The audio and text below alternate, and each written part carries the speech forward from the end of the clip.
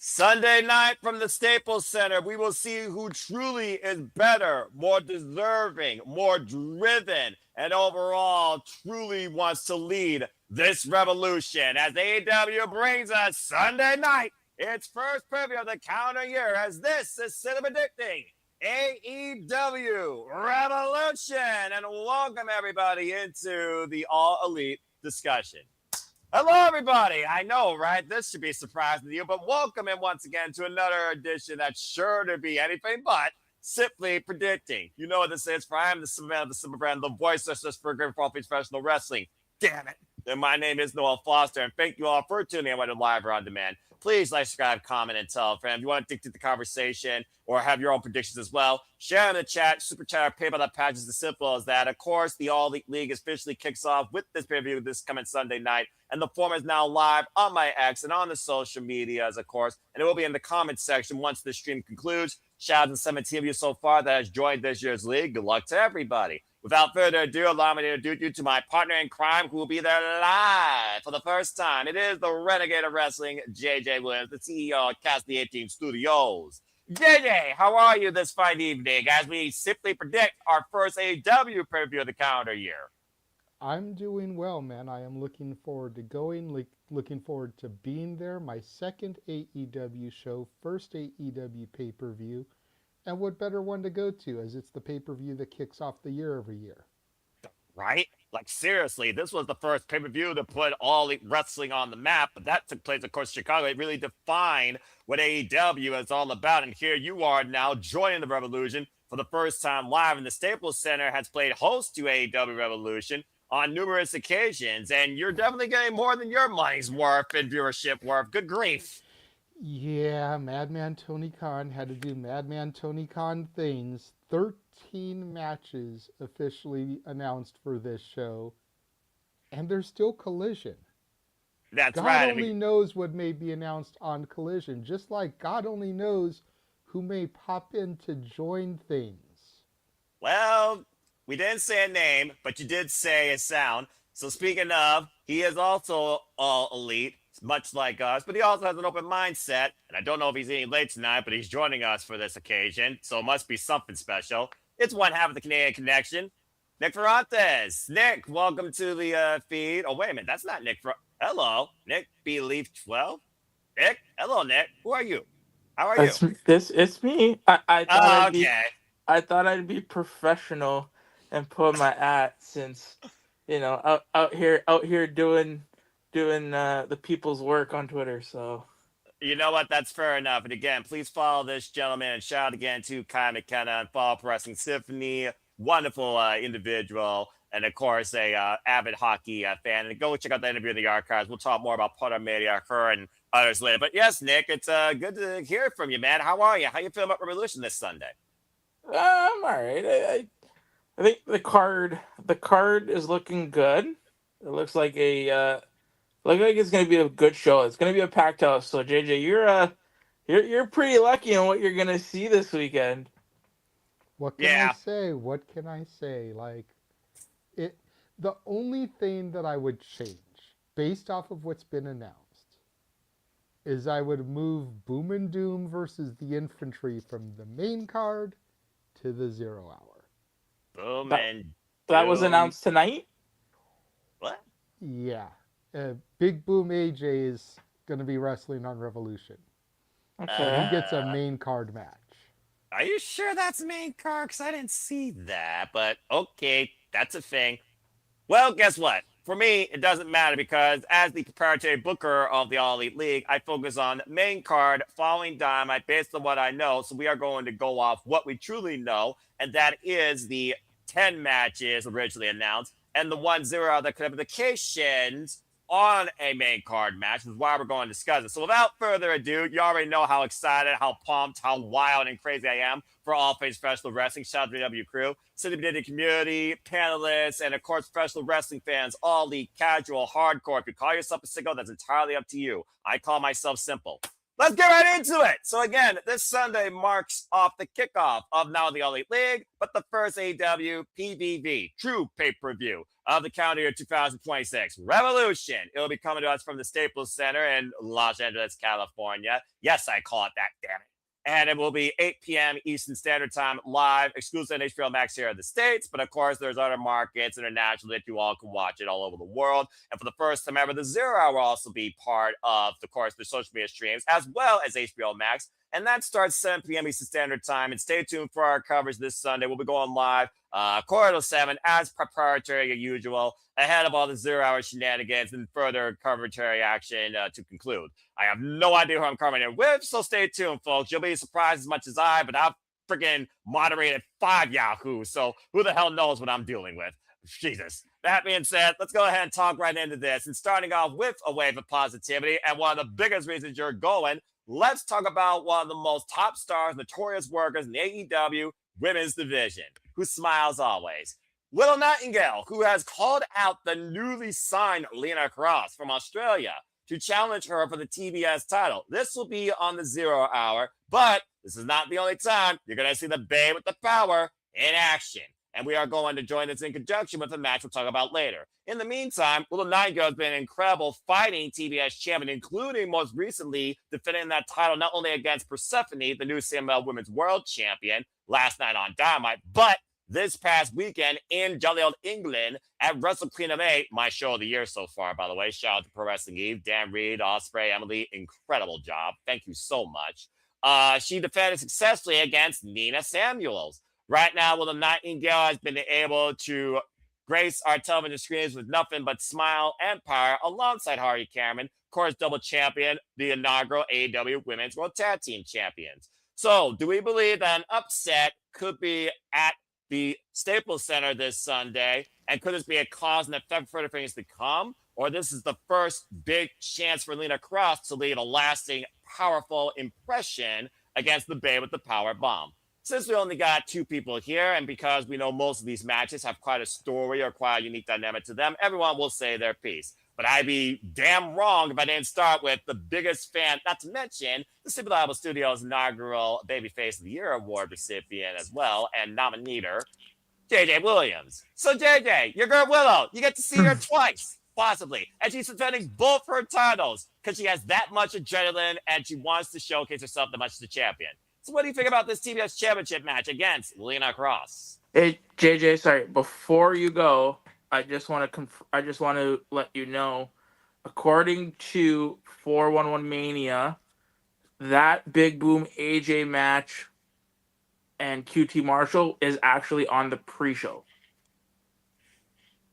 All right, thank you. And now back to regular scheduled programming. JJ, go ahead. Your girl Willow Nightingale versus Lena Kross. What do you think about this first time one-on-one encounter? And what do you think about her so far as the TBS champion since beating Mercedes Moné for that title in a story that was 2.5 years developed later? Well, I've got Willow here. I don't think that's going to surprise anybody. No. But I think that Lena is going to get some work in. I definitely think she's going to soften Willow up. Willow is losing a championship at Revolution. Oh. She's just not losing the TBS title. Oh, really? All right. Fair enough. And if you want, we can kind of double book this and do into the other one immediately after. That's what I was thinking, brother.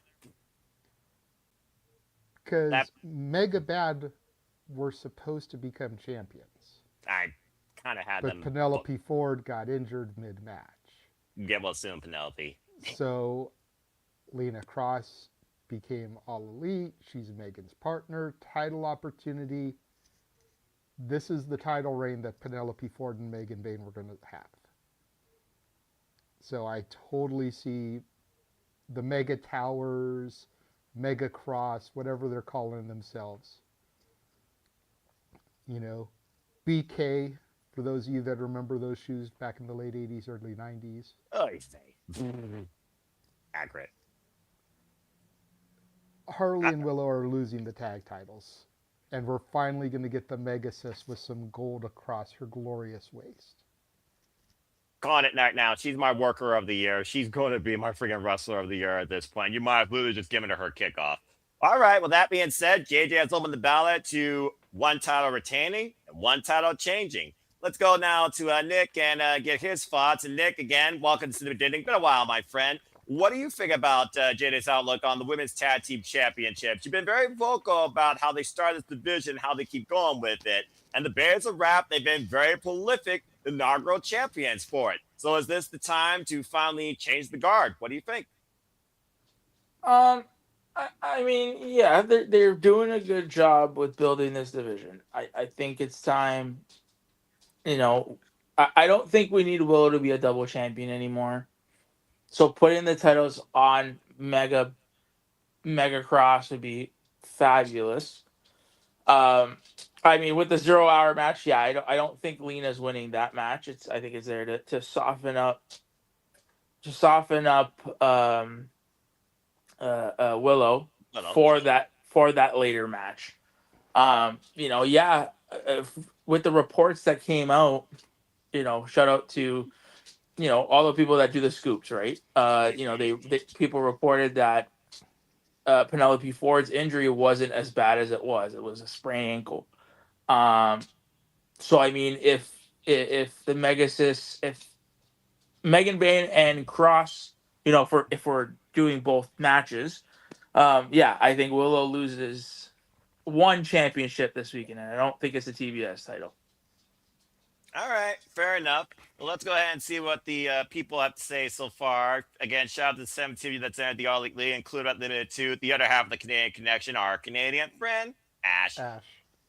Again, we all appreciate Ash. This guy did bad for wrestling. Alex the Key for Rob Pan, Emmanuel, Dwayne Atkinson, Jerry Slaughter. Oh, look at that. Some people in ODQ actually don't have their blinders, sell only one brand. Walter, Matthew, Cass, Darren, Big_Space, best name ever. Dash Marsh, Draco, good friends of mine. And it's really surprising how close this match is right now across the 17. It's almost 50-50. 52 to 47% in favor, though, of new champions. So more do have Megan Bayne and Lena Kross. It is one of those things concerning the impression of Lena Kross and Megan Bayne right now as the tag team, which I thought was going to be the dynamic when she was introduced in Australia. And I figured that Penelope Ford was going to kind of like manage them. Now it really feels like that is the direction to go with them. And Megan Bayne, she's not only been one of those people there for Lena Kross as a rival and tag partner, she's also been there for multiple tag teams across multiple promotions. Let's remind you about Stardom, the All Josie promotion. She and her partner, of course, won the Gods of Stardom Tag League, and the former World Stardom champion Micah, of course, the Divine Goddesses. I do think it's time for Megan Bayne, though, to lead AEW as a champion. So actually, I do think that this is a great way, especially if the matches are back-to-back, because why would you not take advantage of this opportunity when Willow called out the challenge? We just literally saw somebody call themselves out to be challenged, and it bit them in the butt. I'm just saying. I think the same thing happens here. So I do think right now that we are going to have new champs. I also got Megan Bayne and Lena Kross. And I'm very curious to see what force you put against Zach to take the gold from. I got something after JJ. So go ahead, JJ, and then you. Say, two things here.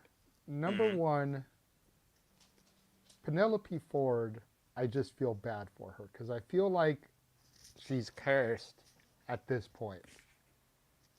She was Bayne's partner when they were starting to build the division. Yep. Got injured. Going into the tournament, replaced by Marina Shafir. Yep.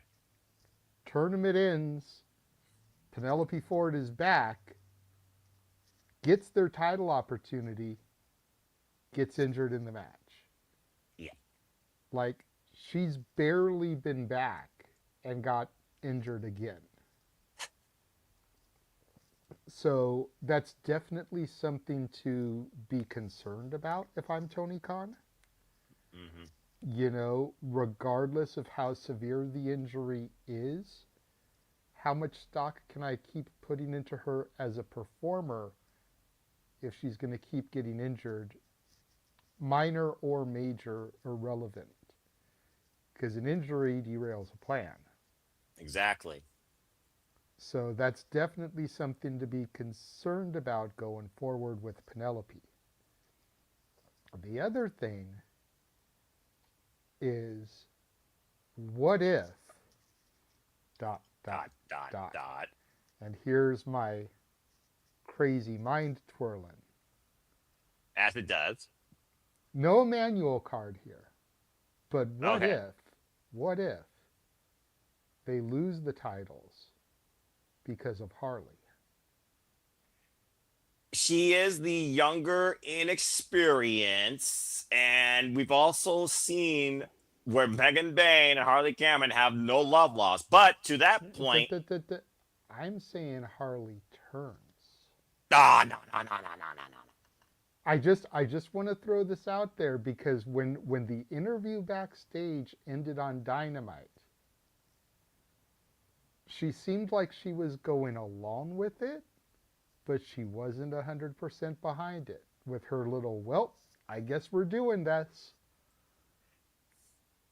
It's like, so wait a minute, you're going to put yourself in a match on the 0 hour, run the risk of getting injured or exhausted before we put our tag titles on the line on the main show.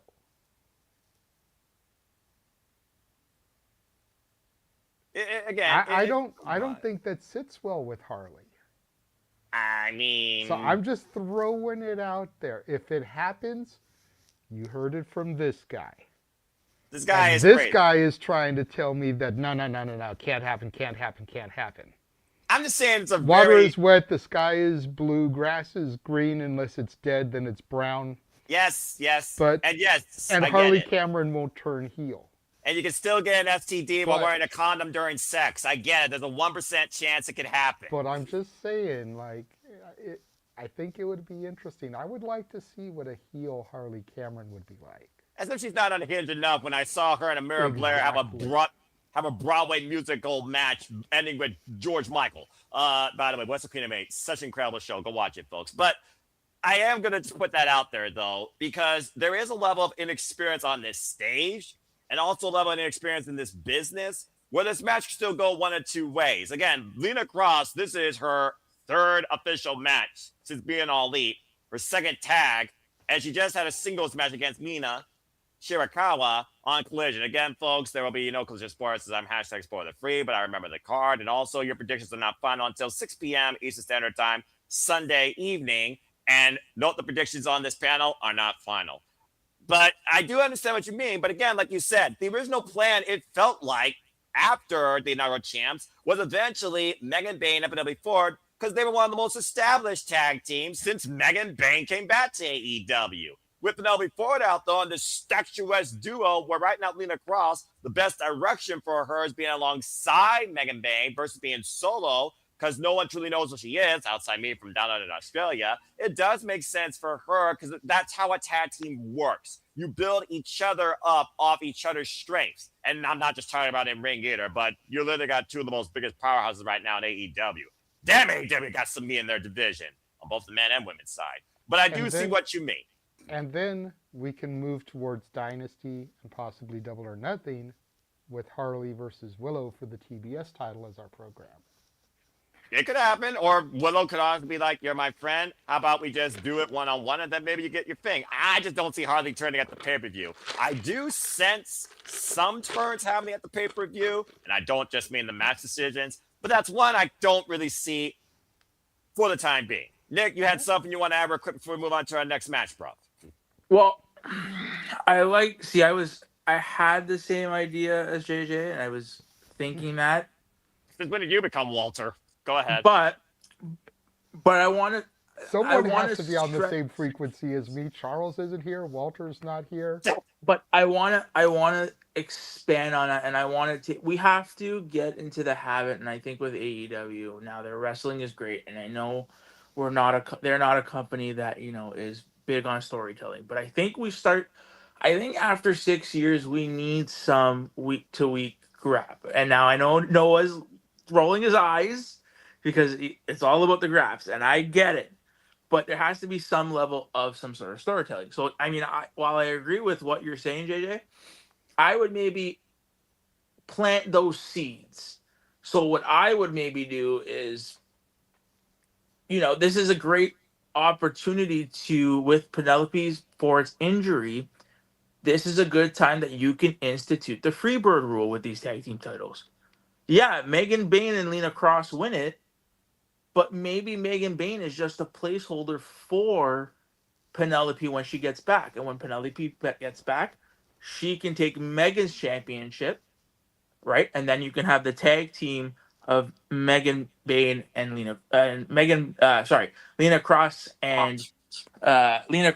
and Penelope Ford. And then you can have, because I feel like Megan needs singles gold. I don't think tag team gold would really help her. I think she should win the title, be a placeholder for Penelope, have them do the Freebird rule, and then you can have Megan take the title off of Willow at Dynasty, which then enforces that heel turn of Harley Cameron, and then you can have a Willow versus Harley match at Double or Nothing. Yeah, I can see that. I mean, again, with Penelope Ford right now, the injury not being as extreme as we thought, and also that one picture from Down Under in the Grand Slam, all three of them are holding the gold, but Megan Bayne was holding the TBS championship. I also do agree, based on Megan Bayne's tenure, she deserves to hold a singles title. Let's not forget, her first derailing, one of her only derailings last year was against Thomas Toni Storm due to her biggest package at Dynasty. That was one of her only pinfall losses last year. So I do get what Nick means. And I also do think Megan Bayne has all the potential, along with a lot of this roster, to be a singles champion in AEW. Think about it. You have Penelope Ford screw Harley and Willow out of the championship, and then there's your seeds of, well, Harley can turn around and be like, if it wasn't for you having to fight 2 matches that night, we might have won that tag team title match. You screwed me. Right? You want to add something real quick, JJ, before we move on? I just feel like Megan is beneath the TBS title. Fair. But she does say I don't TV feel presence. that a woman of her stature needs to be the mid-card champion. It should be the world champion or nothing. I will settle for the tag titles right now because Thekla just got that championship, and we need to let her cook with it a little bit. Talk more about that later. But I feel like with someone like Megan Bayne, it's the world championship or nothing. She's beneath the TBS, or the TBS title is beneath her. It's, again, and I appreciate that outlook, but I also look at it like this. TV title, mid-card title, I consider 2 different classes, because as far as I'm concerned, you're a TV champion. You represent the television product. You're going to be prolific. We saw how prolific both the TNT and TBS championships were just this past Wednesday. And at the end of the day, holding a singles championship is still above a tag team championship in either of those classes. And I also think it gives Megan Bayne more of a presence. And to your point, JJ, Megan Bayne has been a commanding presence with all the tools to be a world champion. Constant worker, doesn't say no, always trying to grow. Megan Bayne is a future AEW Women's World Champion. I will not deny you that. All right, let's go ahead and move. I know we can keep fantasy booking and talking about these 5 women all night, but guys, 10 matches. You just talked about 1. Let's go. We talked about 2. But technically, yes, we talked about 2, but 1, of course, was more of a cause and effect because 1, we love Willow, and 2, TBS title matters on Willow. 3, Lena Kross matters in AEW, and it's her first singles impression for gold. And this is definitely going to affect the outlook of this match and positive decision, where we already might be eating crow. But nonetheless, fun conversation. All right, well, let's go ahead and turn things up to the notch of utter madness, or should I say violence? Because, like I said, how do you balance championships, these gimmicks, and then this that should be on television? Why the fuck are we already getting the... Why am I... okay, hold on, time out. Why am I getting vibes that Roderick Strong is going to pull the freaking NXT TakeOver decisive turn here? Just saying, for those that have talked to the Black and Gold like me and saw what happened with him and Pete Dunne, I'm just saying. That being said, Nick, you're going to kick things off with this, and we'll probably keep it brief, even though it's Tornado Trios, and we know these 6 crazy fuckers are not going to keep it brief. It's Orange Cassidy, Roderick Strong, and Darby Allin versus the Dogs, newly signed David Finlay, Clark Connors, and Gabe Kidd. Gabe Kidd, who recently came out and said, fuck NJPW. You want to talk about the definition of hypocritical? Go look at him last year, folks. That being said, Darby Allin, Gabe Kidd, this is a never-ending story almost, it feels like, until he's pushing up daisies. And unless Darby Allin gets past Gabe Kidd, you're not going to see him face MJF for the World Championship. Again, foreshadowing, you tell me. Nonetheless, Orange Cassidy, Roderick Strong, they're not in the conglomeration. But Roderick Strong did come last night and save Orange Cassidy's ass from a dog's beatdown. The dogs who just came into AEW, not a Baja Man reference, JJ, non-copyright. We've already seen how effective this trio is and also how violent they can be. So the bottom line here, Nick, I give to you. Do you give the dogs, the actual trio, who could be a force to be reckoned with in the trios division down the line, a win in their first pay-per-view showcase? Or do we somehow give the, let's call it what it is, the violent misfits and whatever, the win somehow over this trio of chaos? What do you got to say, Nick? I recently, actually, just today, I watched that interview with Sean Ross Sapp and the dogs. You like, I'm here for the dogs. Like, yo, build the trios division around them. Like, give me like, dude, it was so good. I have the dogs winning this. I feel like give them the trios titles and have them go. Like, the charisma that David shows, that Gabe has shown, like, and even Connor's, like, it's just a different dynamic than what we have right now. So I have the dogs winning this, and if I'm Tony, that's who I'm building my trios division around. Let them run through teams. Like, let them run through teams. Not even a question. I got the dogs. All right, that's his dogs for real. Well, JJ, he's in the majority. 80% are with those dogs. What do you think about the dogs? Do you believe the dogs were let in to run roughshod as future trios champions? Or does somehow Roderick Strong, Orange Cassidy, and Darby Allin put the dogs behind them? Folks, do not take a drink every time you hear the word dogs, okay? You'll live. And shout out to Folia's dog. I guess that's a different dog for real. I'll answer your question maybe after this match, but also if there's time. Because again, if you want to dictate the conversation, with all due respect, super chat or pay by the passions, it's as simple as that. JJ, what you got to say regarding this trios match? Well, first things first, I was incredibly disappointed that they did not come out to Who Let the Dogs Out. You, of course, with the pop culture. Especially with Gabe Kidd coming out like a dog. And Finley coming out like a man holding a leash. I'm just saying, like, it would work. With Shillelagh, but nonetheless, I do understand the reference, and he's also not wrong, as much as I hate to admit it. Continue. Okay, so that's number one. Damn it. How are you going to hate on the Baja Men? I'm not hating. They may be a one-hit wonder, but god damn it, that was the song when the Long Beach Ice Dogs took the ice to play hockey. Mm-hmm. Was Who Let the Dogs Out. Fair enough. And it was so popular that Disney did it and turned it into Who Woke Snow White Up. Okay? Wow. It was actually the Baja Men redoing the song with those lyrics. I can't believe Where Al didn't do it first. But I digress. Yeah, seriously. When it comes to this, it's got to go to the dogs. It just has to. This very easily could become the most dominant trio of the division. Ja. And if you start with them losing to a guy who wants to be a professional wrestler but doesn't care to be the world champion. Whatever. A guy who hails from wherever and weighs in at whatever. And a guy who refuses to be part of the team that he's associated with. You've already killed them before they can begin. Yeah.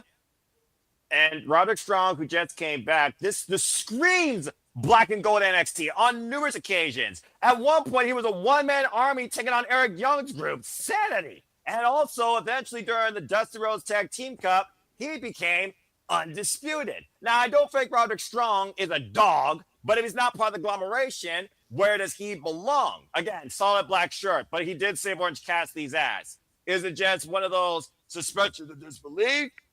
Did Kyle O'Reilly get in his ears, who stood out indefinitely? Roderick Strong's the biggest X factor here. And with that being said, I also think he's the fall guy. I also have those dogs for real. You can't have the effective trio, the established trio, there's the word I was looking for. Finley, Gabe Kidd, and Connors losing their first pay-per-view trios match in AEW. You can't. Especially if they're going to be literally part of this trios division. I haven't seen a trio this dynamic and effective since the House of Black. So it's got to be the dogs just to get them to that next echelon or a belief that they can be trios champions. I got the dogs for real. And I'll Noah, is there anybody in New Japan from Bullet Club that is a free agent? I was going to say Jerry Maloney, but nope, he decided that he stayed. So I would say no, there isn't. Okay. Not from New Japan. However, there is an AEW contracted Bullet Club member who's been out on injury for a while, and we still don't know when he may be returning. And I'm waiting for that Civil War to JJ's point. I think that's the Bang Bang Gang, because we're getting them on Collision, I think.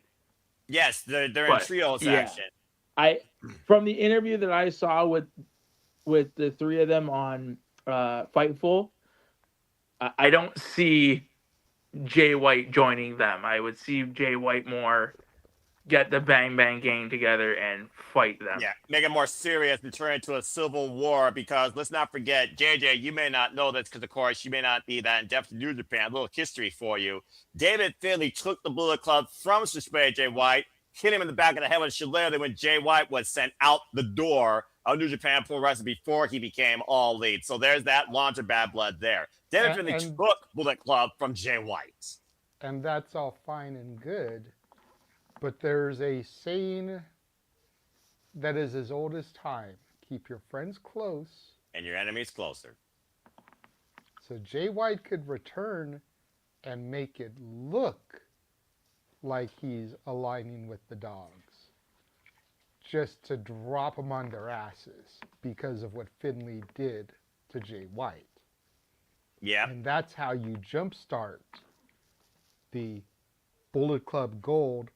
I still have a hard time calling them Bang Bang Gang. That just sounds so lame.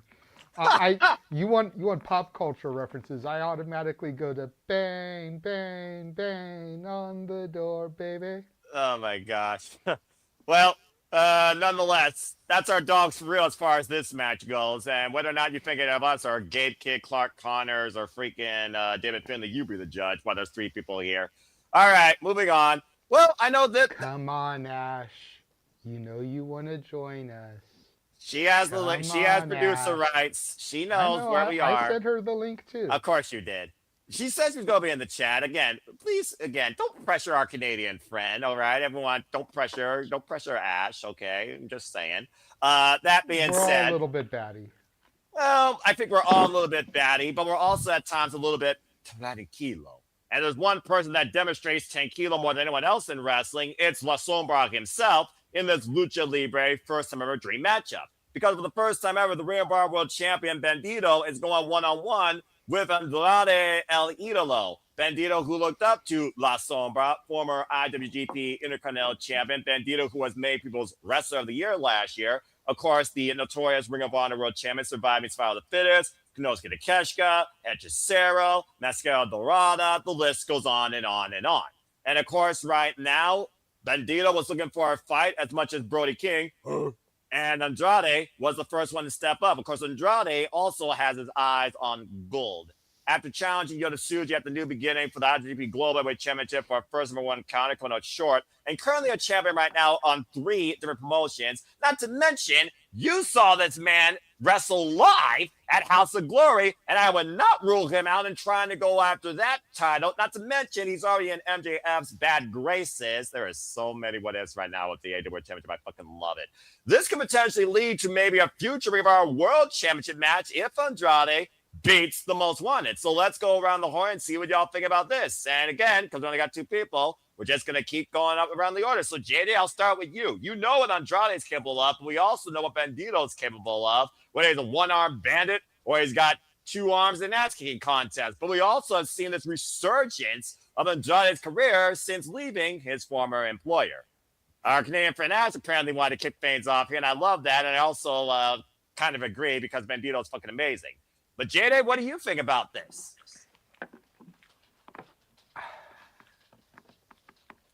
I feel like you don't want to stifle Bandito. You know, he had a tremendous year last year, to your point. You know, the Brodito tag team ended the year strong and started this year off strong. Oh. But I don't think you can deny La Sombra right now. I got Andrade. I think he has to take this dub here. Wow. All right. Well, now you can see Andrade twice, too. I feel like if you kill him here, again, just kind of like what I said with the dogs, you know, rinse and repeat, you're kind of cutting his nuts off before he can really get started here. I'm not saying he has to defeat MJF or Hangman, whoever walks out of here with the belt for the title, but Bandito already had his shot. That's fair. Andrade needs one. Well, to your point, Andrade also lost his shot out for the AEW World Championship after losing to Hangman and Page down in Australia, but he's already got wins this year over Swerve Strickland and Kenny Omega, 2 former AEW World Champions. So I wouldn't rule him out beating Bandito by hook or by crook in a first #1 matchup. There's no previous history with these two under any circumstance whatsoever. But again, Bandito right now, he's the guy to go after. He's the guy to beat. And he's incredibly hard to beat. So in that type of sense, but also this being just a sudden exhibition, not for the gold. And I don't know what the first Ring of Honor pay-per-view is going to be. Ash, I get what you said when it comes to long-live Banditoism, but Bandito needs challengers. How does a challenger earn the opportunity? You beat the champion. I got Andrade as well. I think Andrade does need a big win. Not to mention, it's his first major singles pay-per-view match since returning to AEW. We're talking about Revolution a lot here being the kickoff to the calendar year. It's more than that. It's really the kickoff to what has been a resurgence for honestly a whole lot of the entire AEW product. They've been going nonstop this year when it comes to pushing that roster and pushing what this product's about. And I love that. They haven't looked this strong, and according to MJF's words with Denise Salcedo, since All In Wembley 2023 outside the shenanigan. So it's just one of those things right now that I think we look at the direction of AEW, you got to see who to put your eyes towards. And right now with the Don Callis family having all sorts of gold and all sorts of super athletes, let's call it what it is, including Andrade Idolo, Andrade needs something to push him forward. So I got Andrade like you. That being said, Ash got Bandito, 2 El Idolos, and the majority are actually going with Andrade right now. The 19 that put in predictions, 69, y'all did it on purpose. 69% with Andrade, while the remaining 31 with Bandito. Stop it, you stop it. 69, dude. Stop. Bloody hell. And thank you, Xavier G, for the super chat. I will read it here after this match. Nick, your thoughts on this? Andrade and Bandito, first #1 encounter. Bandito's been Ring of Honor World Champion now almost for a year after being in Jericho for it last year at Dynasty. What do you think? This is why it's nice to have just 3 people, because I'm going to say something a little bit controversial. I'm very disappointed in this match. Really? This is one of those times. I'm going to interrupt you right here. If you're that disappointed, you need to come on camera so we can see your facial expressions. I can't right now. But the reason why I'm saying I am disappointed is because before the new year, it was actually us 3 with one other person. I forgot who it was. We sat and we were doing a watch along for Dynamite, and I asked you guys a question. I said, what in 2026, what is the one thing you want to see from AEW? I remember that you said you wanted to see more competition. JJ said that you wanted to see just more things make sense. I said, I want Tony to have some fun. Have some fun this year with your booking. This isn't fun? This exhibition isn't fun? But the reason why I say that is because you have been teasing, and shout out, if you guys are watching this, we all do watch-alongs for independent wrestling, so watch our watch-alongs. And we know that at the recent Hog show, they have been teasing Andrade and MJF for the World Championship. Correct. This is where I said, I'd like to see Tony have some fun with this, because you could have had this match. And I mean, he's doing things with Ring of Honor, as we notice. He's got Ring of Honor. And we'll talk about this on Shenanigans with the My AEW. He's got Ring of Honor in a studio series session now. So it seems like it seems like he's doing things with Ring of Honor. This would have been your perfect time to have this match be for the World Championship. You have Andrade win that World Championship. And then take a page out of Austin Aries' book. Make the ROH World Championship like an option C. You vacate that ROH World Championship for a future AEW World Championship match. And that's because you've been teasing that Andrade wants the AEW World Championship. He wants gold. Exactly. He wants the World Championship. He said it. He has said that much. So have fun with this. You should have had this for the title, and then again that's not a far-fetched thing for Don Callis to do. You can have Andrade come out and say, listen, or Don say, I'm invoking another option. I'm gonna vacate the ROH World Championship, and I want a World Championship match. That's how you get that World Championship match for Andrade. And then the Ring of Honor World title, you can start again. He's doing things with Ring of Honor. Have Ring of Honor start being your developmental system. Have somebody. I think Bandito with that championship is not doing anything anymore. I think Bandito has grown the ROH World Championship. Have Bandito go after Okada again. There's too many titles on AEW that Bandito can go for. So have Andrade win that championship, vacate that championship. That way you get Andrade versus MJF or Andrade versus Hangman for the world title. And you have ROH be led and be their developmental system, because you are signing so many new up-and-coming talent. Have them fight for the ROH world title. Like, that was the key for when guys back in the day, they cut their teeth in ROH. Have them do that same thing. Have that ROH title be a beacon that you are the future. So yeah, I have Andrade winning this match. This is a match that I'm just like, fuck, Tony. Like, give me a little bit more into it. We're just gonna have this match, and then what? Well, then you gotta wait and see what happens. Like I said, again, it may not be for the title, but I would consider if Andrade won, he would have to be in a conversation, if not Bandito's pride, to challenge for the World Championship. But it sounds like what basically evolved to NXT is, shout out to Kendall Gregg, congratulations becoming a full-time member of the NXT roster as she vacated the Evolve Women's Championship. You want to see this be a stepping stone or a catapult to the AEW scene, where ROH is basically your elevation. You remember that AEW Dark Show elevation, folks? I'm just saying. So I do understand what Nick wants. He wants to see progression more than anything. And he wants to see that maybe become a dynamic with Ring of Honor to AEW, where sometimes both universes, if their champions don't collide with AEW champions, the talent does, and more often than not, Ring of Honor talent gets on the bumper side of AEW talent. So I do see what Nick said in that dissertation of organizing a tier system, almost where you go from Ring of Honor to AEW. And you're just handing, like, I mean, this all goes out the window if Bandito wins, but I mean, Andrade's not necessarily. It's all about what you do afterwards. And again, but Andrade's on such of a roll. Like, you don't want to stifle his momentum. So I mean, giving him the win is great, but then you're just giving Bandito an unnecessary loss, no matter if it's a fuck finish or not. You're just giving him an unnecessary loss that he doesn't need. But okay. Well, you got both me and JJ thinking. I think JJ has something to say before we talk about the little super chat here, because it's a nice dynamic.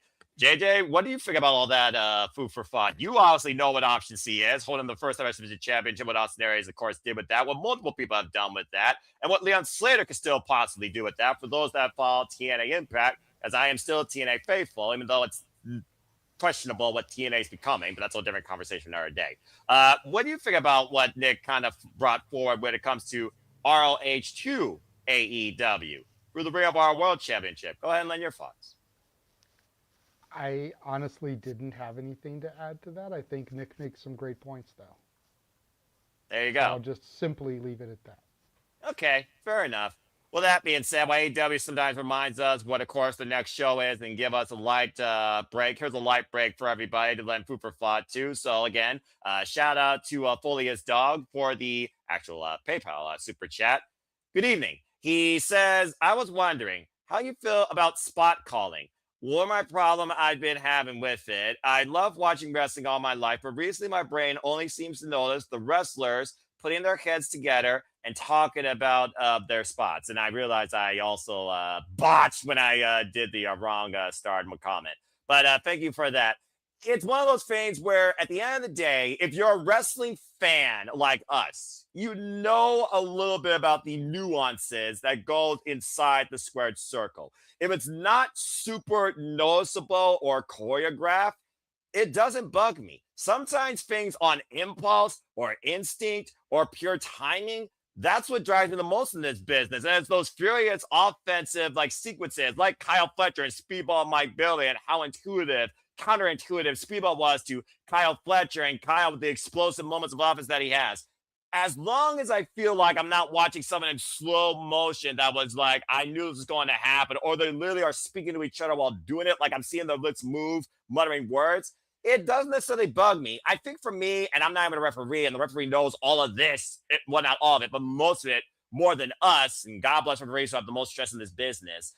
For me, it's just one of those things that I don't notice that particularly, even if I think it's really happening more than I think it actually wants to, because I'm just enjoying the product and I'm enjoying what I'm getting between the competitors in the ring. So honestly, as long as it doesn't underwhelm what the match is supposed to be or what the story is supposed to be told, I'm okay with it. Predictability of wrestling isn't a bad thing.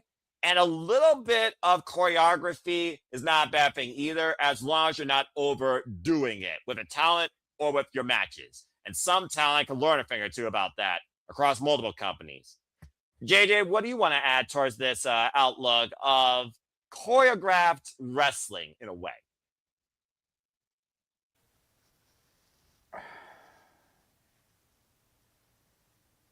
I don't have an issue to spot calling. I feel like fans only have an issue when it's obvious. Honestly, I would rather more matches be called spot for spot, as opposed to rehearsing and planning stuff out backstage. That's how you know a true professional. We'll call it in the ring. Yep.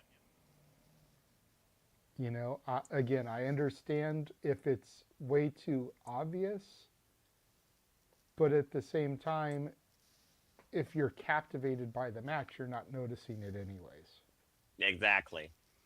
As long as you're engaged. If you're analyzing the match because you're hate watching the program, then you're going to notice it. Or if you're looking too deep into it to the point that you forget why you become a fan of this in the first place, and if it's becoming too obvious to you, is your fandom dwindling? There's a fine line. Or if you're John Cena and you just call the spots way too loudly that the microphones pick it up. Well, I didn't want to say his name. I was trying to be neutral, JJ, but thanks. Well, I mean, it's not like there's repercussions for saying John Cena's name like there are if you say Joe Hendry's name. You son of a fucking bitch! We're not even talking about WWE! Name and he appears. I believe in Joe Hendry. Damn it. He always has to get it in there. But nonetheless, that's pretty much my take. don't look too deep into it. And as long as it's not being overdone by the same person or the same company or in most of the matches you watch, I wouldn't worry about it. Because as long as you're invested in what's happening on the screen, that's all that matters versus what you're actually deciphering. But thank you so much, Folius Dog. Greatly appreciate the side tangent conversation. Nick, do you want to add 2 cents, Canadian, towards this before we move back into our regular action? No, you know what? I don't mind it at all because I think, like JJ said, I kind of think that they should be doing that because then you know what? When you're critiquing a match, you can go back and be like, for us when we do watch alongs too, or even just if you're critiquing it on your own end, if you see a spot that you don't like, it's a great way to articulate, you know what, I didn't like this spot in the match, or I didn't like that, you know what I mean? Like, it's a great tool. I wouldn't be opposed. Like, it happens. I think it's a good thing. Well, that's fair, especially for, those that are like inexperienced versus the more experienced. But it is also one of those things where, again, like JJ says, and I feel AEW more particularly does this, a lot of stuff you might literally just call in the ring in the moment, and then there's the moment you improv, like headbutting with a nightingale when you were trying to wrap a chain around her, as Kris Statlander talked about on the Kris Family podcast. Go listen to that, folks. Kris Family, Denise Salcedo, my favorite people to listen to podcasts for. But that being said, again, fully bottom line, it's not necessarily a bad thing, but it is a thing for a reason. It's just a matter on how it's used and how much you interpret it as a fan too. But for us, it doesn't really bother us that much. And I still love all things wrestling, even in the companies where I think it's way too much choreographed with certain individuals. All right. With that being said, we move on into our specialized program. Again, thank you so much to Folius Dog for that PayPal. Again, folks, you want to continue to dictate conversations, Super Chat, PayPal the passions. They truly are as simple as that. Note to self, start putting in the PayPals, particularly in the descriptions, especially for JJ. All right, that being said, let's go ahead and move back into our regularly scheduled. Please do. I'm going to Vegas in a month. I need monies. You heard it here, folks. PayPal this man. It's as simple as that. Or Super Chat, because I'll get that money like just before I leave Vegas. But so yeah, but money again, for the ride home. If for some reason you don't have the Super Chat button on your phone, PayPal, the app, or the website's the way to go. That's because you guys are on somebody's channel other than the Casa D18 Studios channel. That's the only one that's monetized to receive Super Chats. But again, we, of course, are a conglomeration here. We are a family, as we, of course, are for all things professional wrestling, damn it. Speaking of family, has the Don Callis family evolved and a force to be recommended for what? Let's see what happens with the Trios Championships, because believe it or not, folks, there are Trios Champions in AEW, and you're looking at them. That is not Photoshop. Ranmaka, Kazuchika, Okada, Proto Star, Kyle Fletcher. Who might I add? Kyle Fletcher. Yeah, thank you. Yes, both are 2 belts. Kyle Fletcher is still the TNT champion, and Proto Okada, Kazuchika Okada, is still the AEW International champion, and Dunkzilla, Mark Davis, who has overcome injury and probably a broken right hand. After beating Jet Set Rodeo, that's still hard for me to say. We have Jet Speed going into the rematch, but with him and Adam Page on their business, they have enlisted help of the CMLL World Middleweight Champion, Historic Middleweight Champion, Místico. And yes, folks, that is the former Sin Cara, and also one of the most notorious luchadors right now in CMLL since return back home. Okay, straight up, there's not much to the tape here, folks. It's a freaking rematch. This is one of those things where I'm like, why is this not on its own like Dynamite? But it is what it is. But I also think about, again, storytelling. And right now, if there's a story in AEW, it is, what is the outlook of everybody in the Don Callis family? Is everyone fine? Is everything fine? All this fine? I don't know if everything's fine. Especially as we saw Wednesday night with another match we're going to talk about later that has one of the biggest stories and probably the biggest competitive beef with each other going into it to prove who truly is the best. Nonetheless, let's talk about the Trios Championships and see if this leads to any cause and effect. So that being said, I believe this time it is Nick first. So Nick, what's your thoughts on the AEW Trios Championships besides the Dogs eventually going after them and the Don Callis family currently holding them? What do you think about this match? Well, the Dogs are heel faction. They're going to need a babyface to take those titles off of them. I got JetSpeed and Místico winning the titles, What? making Místico the first outsider to win an AEW World Championship. I think the bigger story here, from what we saw on Collision, the bigger story, especially when we get also into another match that we're going to talk about soon, Right.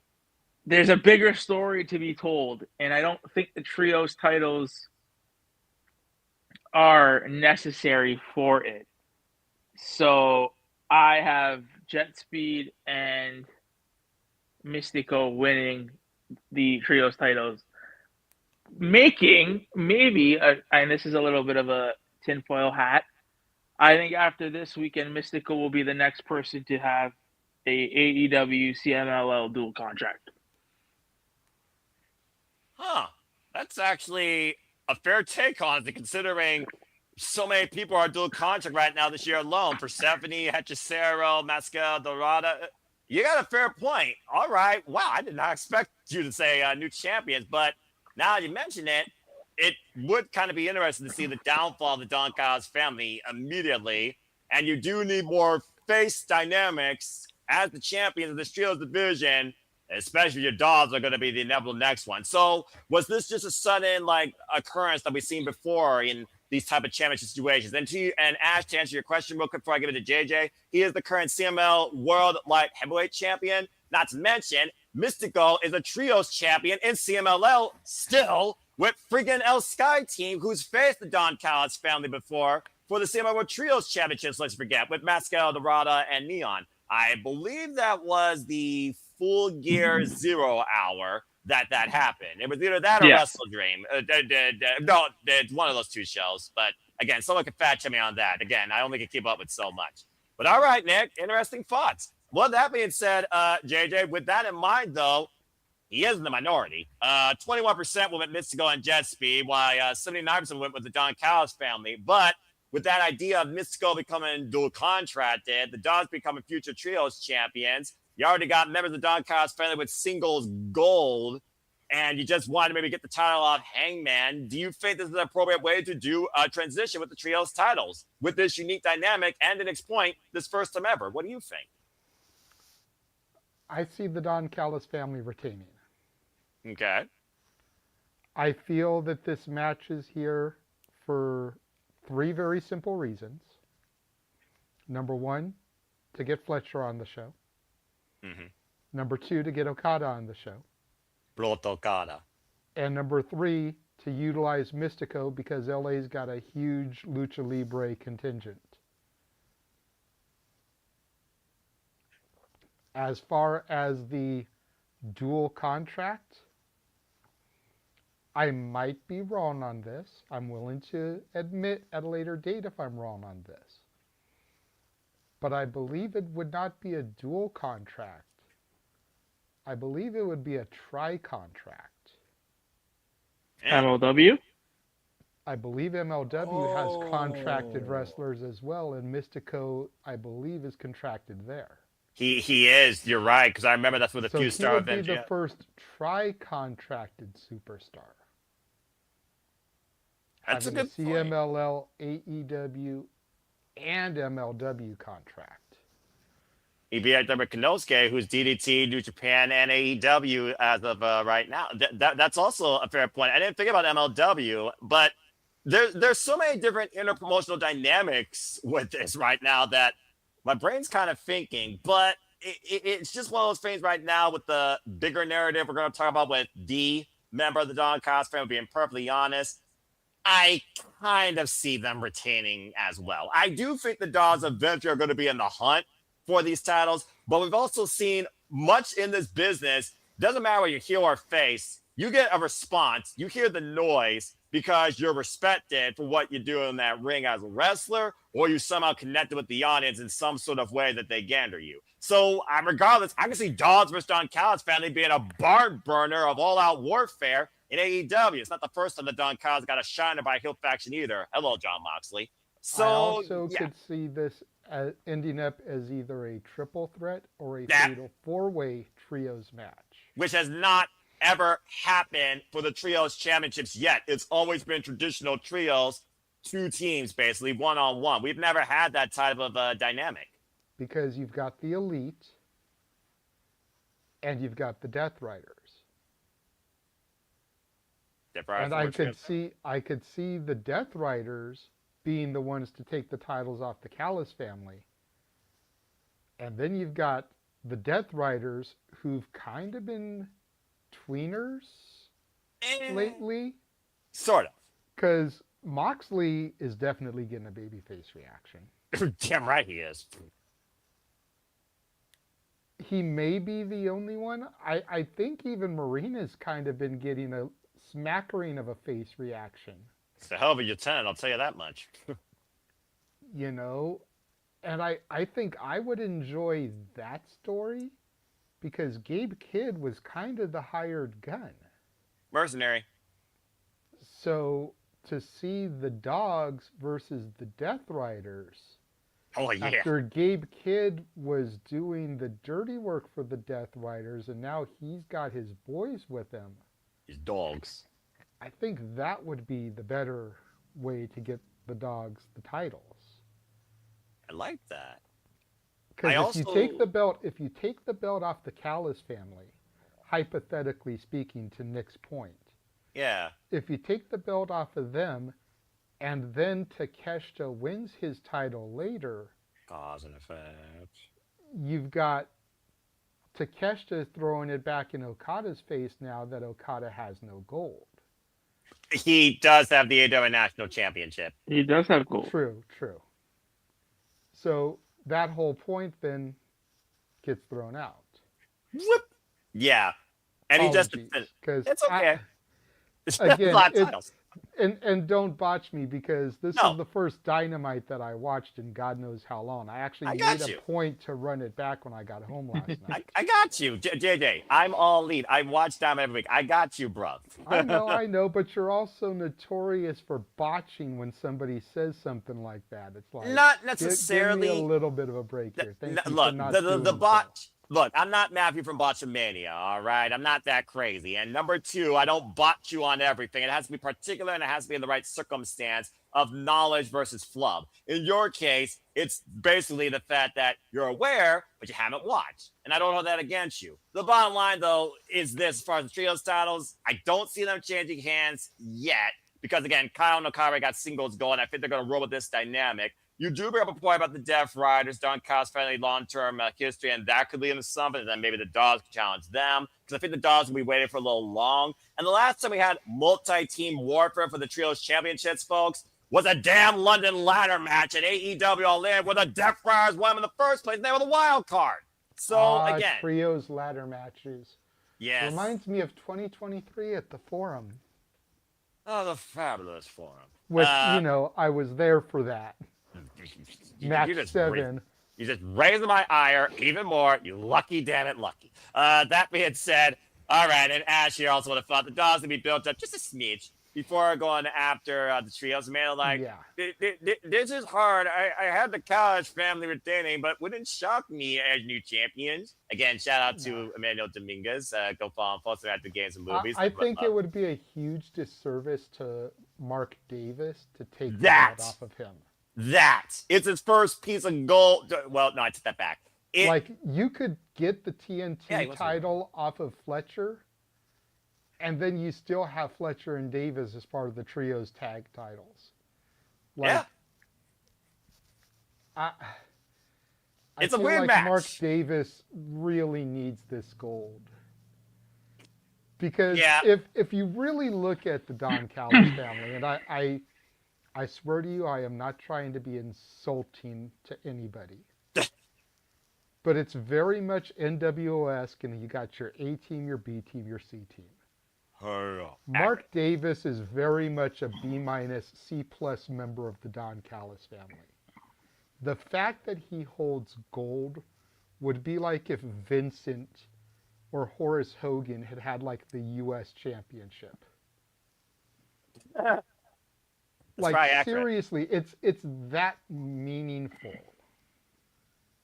Because Mark Davis probably is not going to sniff gold until Kim and Fletcher leave the Callis family. And at that point, we've built Fletcher up to be enough of a major star that it would be like Triple H going back to the IC title because Austin was world champion.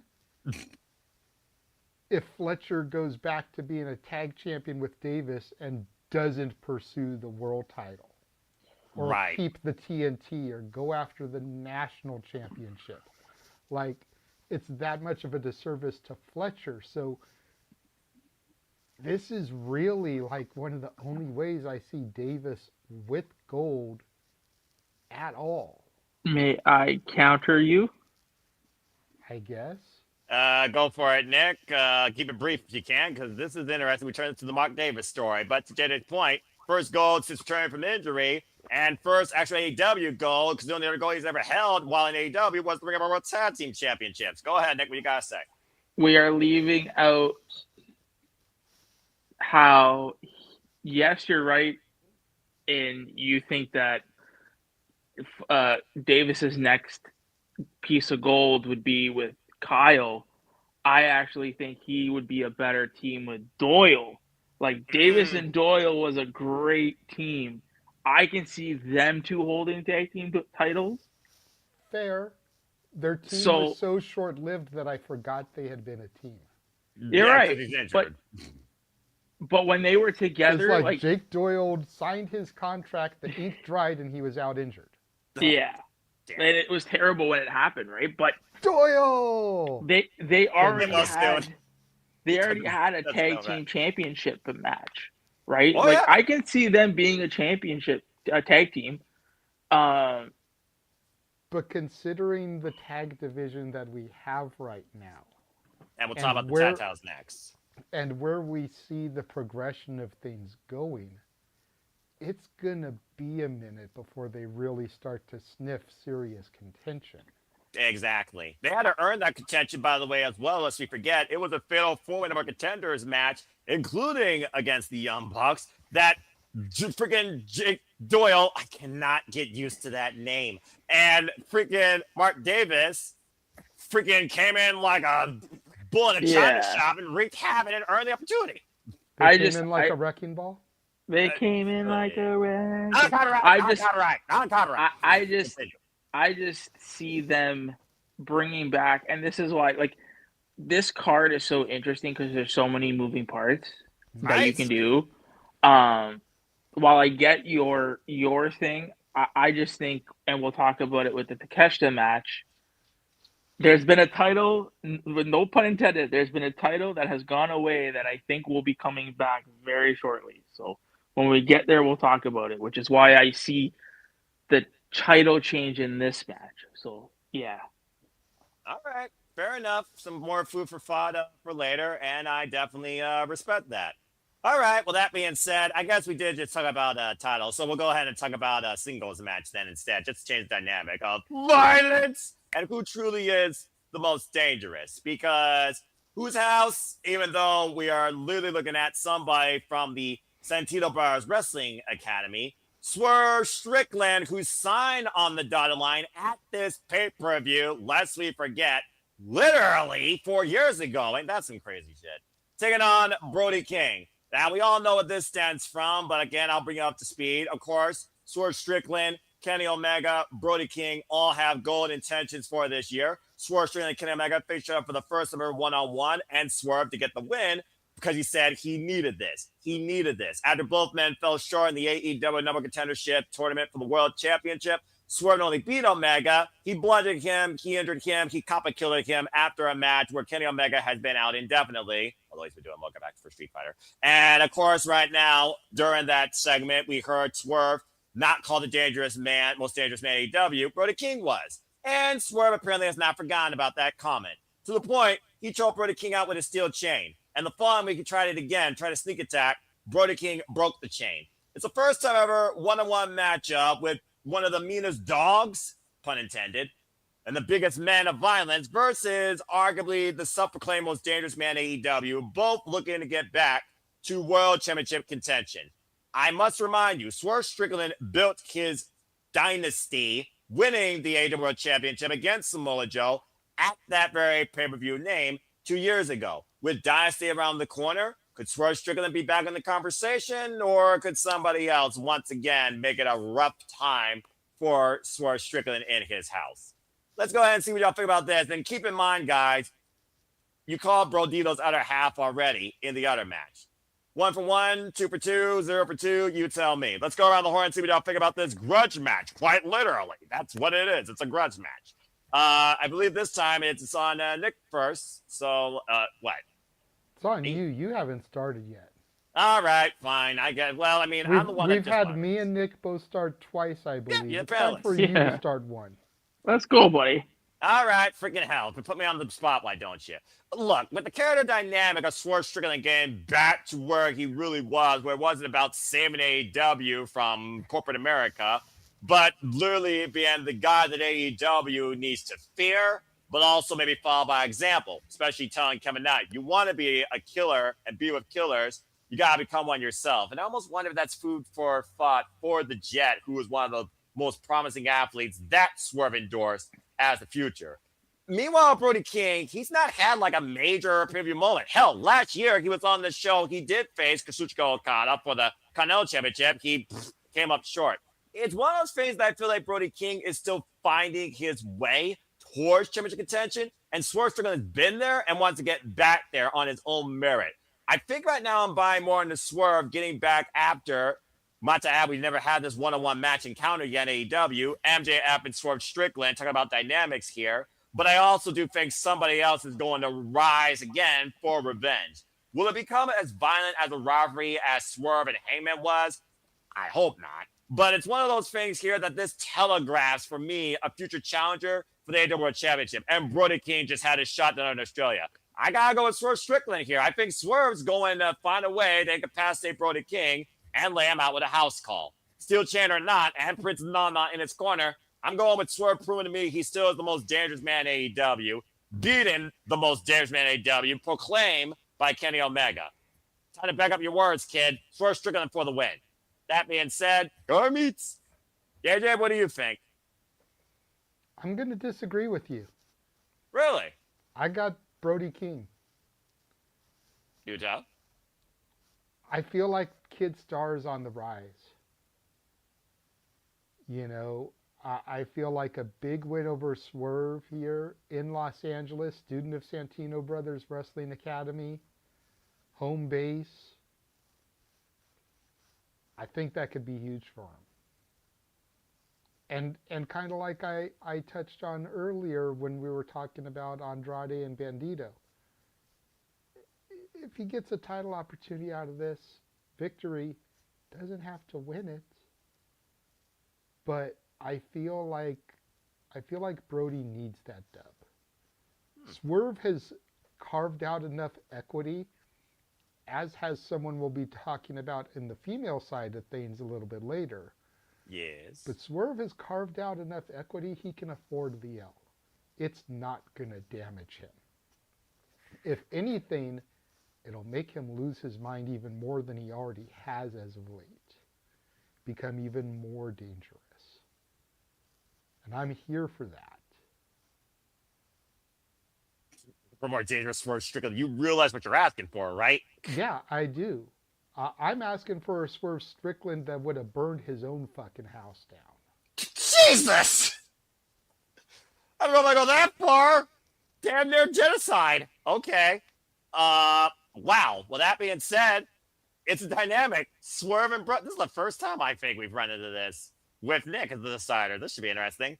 All right, Nick. Well, where do you stand in this conversation? The majority of the poll right now, the 19 people, they actually did go with Swerve Strickland. Again, I think you all do this on purpose. 69 versus 31 for Don't start. 31 for Brody King. And much to JD's point, Nick, Brody King, he's only had one actual world championship opportunity, and it just happened recently. But could this be the rise of the big man that we've all come to know as a tournament standout, but also a long-term player that Adam Copeland even said, time for you to carve your own way? What do you think about this, Nick? I think it's no coincidence when you pay it, like, for those people out there that don't that say constantly AEW doesn't tell stories. If you're paying attention to the product, they do tell stories. Thank you. Sorry, I continue. I think I think Swerve is winning, and I do think that he will reform the Mogul Embassy or some sort of Mogul Embassy kind of thing. I get Oh, what you're saying, JJ. Of he can afford the L. He can. I think that L is going to come from a returning Kenny Omega because that's not over yet. oh no, not by a long shot. I didn't think Not by Kenny a Omega was going to show long up during shot. this match. So I think I think Swerve needs this win because he'll evidently take the L to Kenny, and then that's how you get Kenny back into the world title scene. Um, so I got Swerve winning, but I also have my first return of the evening because it seems to me every time somebody from AEW's name is in the news or somebody talks about them, they are more than likely returning. And we literally just had Swerve talk about Buddy Matthews. Yes. So I can Ooh. totally see Buddy coming back at Revolution from his ankle injury, therefore reforming the Hounds of Hell and giving them a tag team title run that they should have gotten before Buddy got hurt. So Right. I have Swerve winning this match. Maybe by nefarious means, but I do have Swerve winning this match. Well, about to say, if Swerve's going to prove he's the most dangerous man, we already saw he will house Carver Edwards and use the steel chain to his advantage. So it's a fair shout here. And that's, of course, about to say, that might be also accurate there. And they've already ran it. No offense to Brody, but strict losing seems like a step down, but that's my opinion. I mean, it's one of those things also, though, where, again, Swerve Strickland is going to back up his character dynamic. Do you care about the impression you leave, or do you care about your win-loss record? MJF, when he first became chairman, says, you got to get some dubs. You're going to come after the freaking devils on their level. And Swerve, to his credit, since being Kenny Omega, he's picked up dubs. So, I mean, this would just be another. And Ash, of course, contributing here. She'd like to see Brody can eventually be added to the World Top picture, but feel there's a bit more work to do before we get there. And again, he already had his first chance. So, again, I love my Canadian cohort. Of course you do. But we are getting too close. And again, shout out to the Dirt Sheets. Have you noticed recently we haven't been getting a certain Billy Goat trailer in any Dynamites? Yes. Noah? You Yes. would know it. You would kind of, because I don't know if JJ's noticed, but he was just at Wrestle Kingdom 8, of course, as he's been co-producing alongside Dan Reed and crew for Pro Wrestling Week. They just did a one-on-one live podcast discussion. So he's doing stuff over in Jelly Old England. And I mean, we've gotten Billy Goat vignettes before, but all of a sudden they've all seemed to stop. And then news comes out that he's preparing or ramping up to try to make it to AEW in the spring. I just see there's too many names at the top of the card to where Brody just it's not there yet. And I don't think it's this year for Brody. It's the year of the Billy Goat, in my opinion. So, all right, it's foresight. Yeah. It's foresight. Yes. To that point, though, when we last saw the Billy Goat, bruv, who was he running alongside? Oh, let's see. When we last saw he was. Yeah. Nick? He was running alongside a certain Swerve Strickland. Ding, ding. And what has changed about that Swerve Strickland since the Billy Goat has been injured? He has been injured, and Swerve has gone through a little bit of a mental change. So you don't think that the Billy Goat could come back and cost Swerve? On the contrary, I think the Billy Goat can come back and 'Cause exercise I don't think that. the Billy Goat would come back and help somebody that's become as dastardly evil as Swerve has. Not unless he decides to become the Commonwealth Kingpin all of a sudden again, and right now Ospreay is the farthest thing from that. But I mean, we're all I about. see Ospreay coming back and distracting Swerve. That way we can turn that focus so that whether it is Hangman or MJF that walks out with the title, I see what he's building. we start building Swerve versus Ospreay to potentially go towards the champion. Yeah, I see what he's doing. Especially if Ospreay is going to be culminated and crowned this year. We don't know that. I said Yeah. if. He said if. Then he should go through Swerve. He should go through Hangman, the people he was running alongside, en route to becoming the champion. To your point, There. AJ. Oh, hold on, no, sorry. It's his show. Okay. Hold your. Shut up when the suit is speaking. Thank you. Okay. Don't forget who's in charge here, bruv. I'm just gonna say this real Because quick. remember, we can't see if you're raising a hand, and you're not putting in private chat that you want to raise hand either. Yeah, exactly. Okay. So again, man, dictation. It's a key thing here. Always simple on the studio. It's predicting. I'm just gonna say this to add to that. To your point, JJ, last year in what was AEW's show of the year, one of the matches of the year, culminated in a certain tournament that determined the number one contender for the AEW World Championship at All In. And that would be the Owen Hart Foundation tournament, where it came down to one Billy Goat versus one Cowboy that finally got his mind back again. And that very well could be a different situation or another repeat situation this year with a very different outcome. Which is where I was going with that. So I never mind what I was gonna say, because that's kind of where I was going with it. So But we also know that the way the IWC is, and I put some of this on myself because I catch myself doing it too. Yeah, all right. If we get too much of the same thing this year in the Owen, people are going to bitch. Yep. So if we have one of these happen at Dynasty, one of these maybe happen at Forbidden Door, since Double or Nothing would be the tournament finale. Correct. Then we avoid having too much of the same. We'll have to wait and see, but I do understand your food for thought. But we know right now we got Revolution, we got Dynasty, we got Double or Nothing, and we know that All In will be this year in the Cathedral Festival of Wrestling Wembley Stadium. Like, I could almost see Dynasty being Ospreay versus Swerve, assuming Ospreay comes back at Revolution. I could see Dynasty being Ospreay versus Swerve. All right. I could see at some point in the tournament Ospreay versus Hangman, Ospreay versus Swerve, whatever, with Ospreay going on. Because again, we have to set up Ospreay for the title.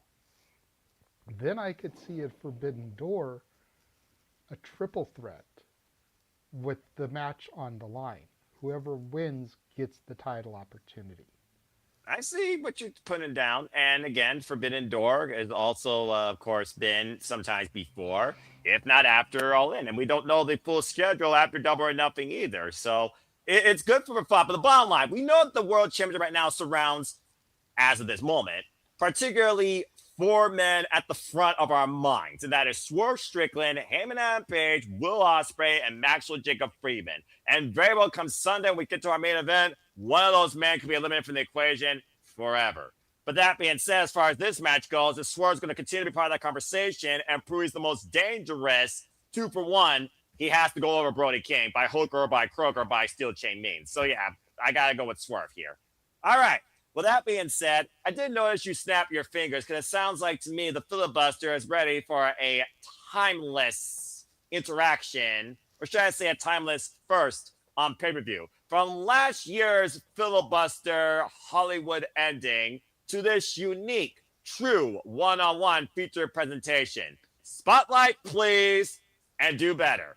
Because look at this. Timeless Tony Storm goes one-on-one again against the... You want to talk about somebody that really has branched out into her own this year and doesn't give a fuck what you think, and I love her for that.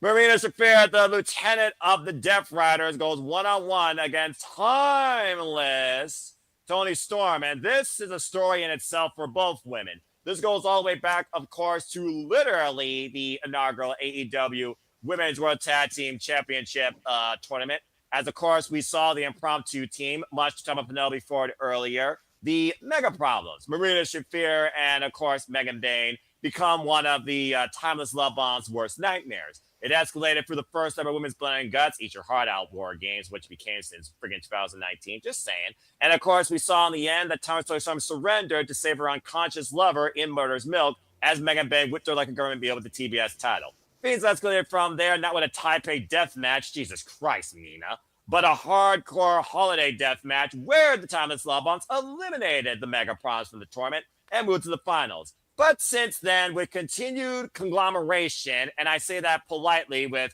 Mixed Nuts Mayhem and everyone's favorite soap opera, The Citrus and the Timeless, we have seen this mixed tag team warfare with Orange Cassidy and Timeless Tony Storm, particularly involve Marina Shafir and Wheeler Yuta, to the point that Yuta is now finally a bald man.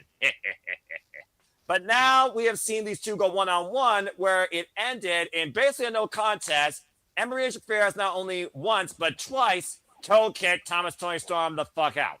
So now we got these two going one-on-one after what happened this past recently on Collision, where the Timeless Love Bombs faced the Mega Towers for the first time, Lena Kross and Megan Bayne, and of course, Marina Shafir once again smothered Timeless Tony Storm tighter than Mina Shirakawa has been smothered by her, in Murder's Milk, and incapacitated her. To the point, Timeless Tony Storm, while she's only in black and white, was seeing red, and I'm not just meaning her lipstick, and called out Marina Shafir to finish this, insert the number of innuendo metaphors here faster than closed caption can pick up, in this one-on-one match where everyone is banned from ringside. So is this a climax, definitively, of a finale? Yes, I realize what I said. Timeless Tony Storm is rubbing off on me, and I don't like it. That we finally can shut Tony Storm up.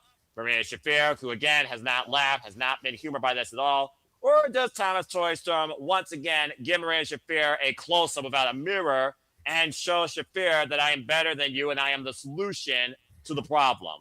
What happens in this timeless affair with everyone banned from ringside? Gotta be a winner, gotta be an ending, gotta be a decider. Let's go the separate ways with these two, because this is getting ridiculous. We've done every possible thing you could do with these two without turning this into something that could be censored by the freaking FCC. Let's go around the horn and see what I'll think about this. And if it comes to Timeless Tony Storm, you know I'm going to talk to this man in full color. Hi, JJ. You get to see Timeless Tony Storm now for the first time ever as well. So what do you think about this timeless climax of these two's feud that's been going on for the better part of practically 5 damn months? What do you think happens? As he cheeky smiles. Look at the cheeky bastard. I've got Marina Shafir winning this. Oh! I mentioned a moment ago that Swerve has built up enough equity, like someone else, that he can afford the loss and it won't damage him. Marina needs this. Bad. In my personal opinion, she has been the MVP of the Death Rider story. Accurate. I agree. So how do you show that? You let her get the dub over Timeless Tony. It may be a hot take. I may be on an island unto myself, and you can check the stats over there and let me know. I most certainly will. But I've got Marina here. All right. You actually believe that the problem is not going to be solved? Nope. Because to your point, you mentioned that Marina has toe-kicked Tony and knocked her out a couple of times. Yeah. So if Tony wins, the story continues.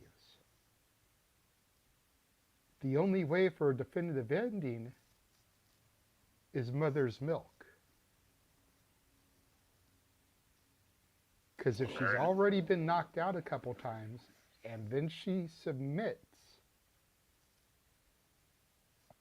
where do you go from there?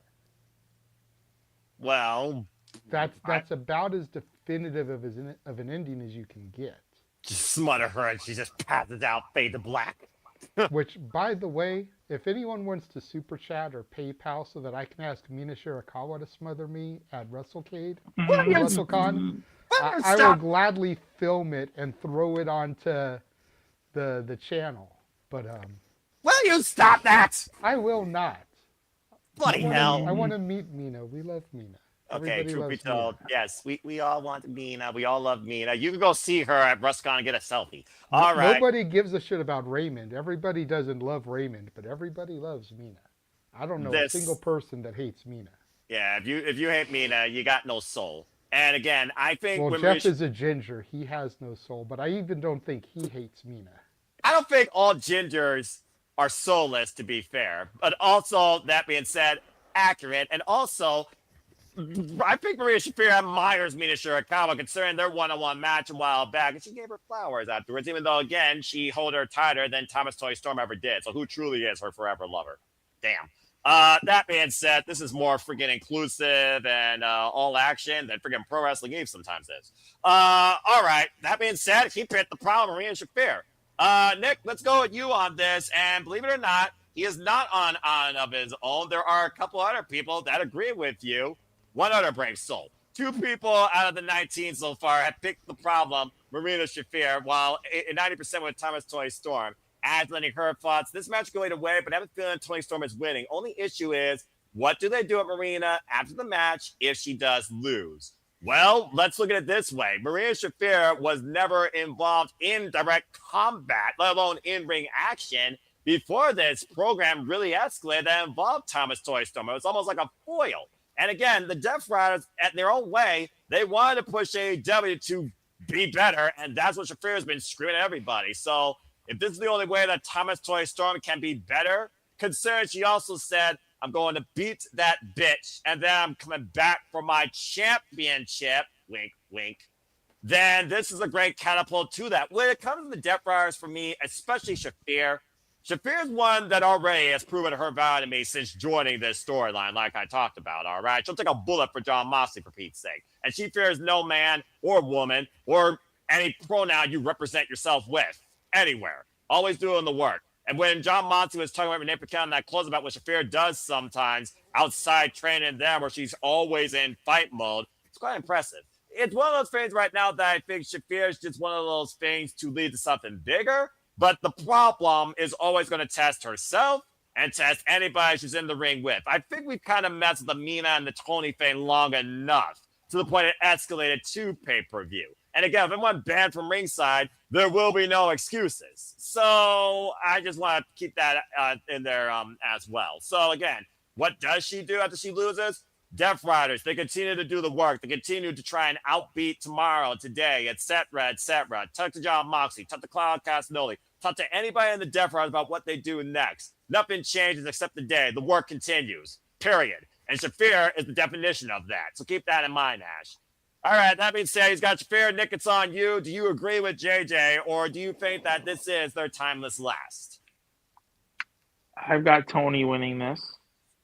I feel like, again, with all the moving parts in the women's division too, I see Tony winning this.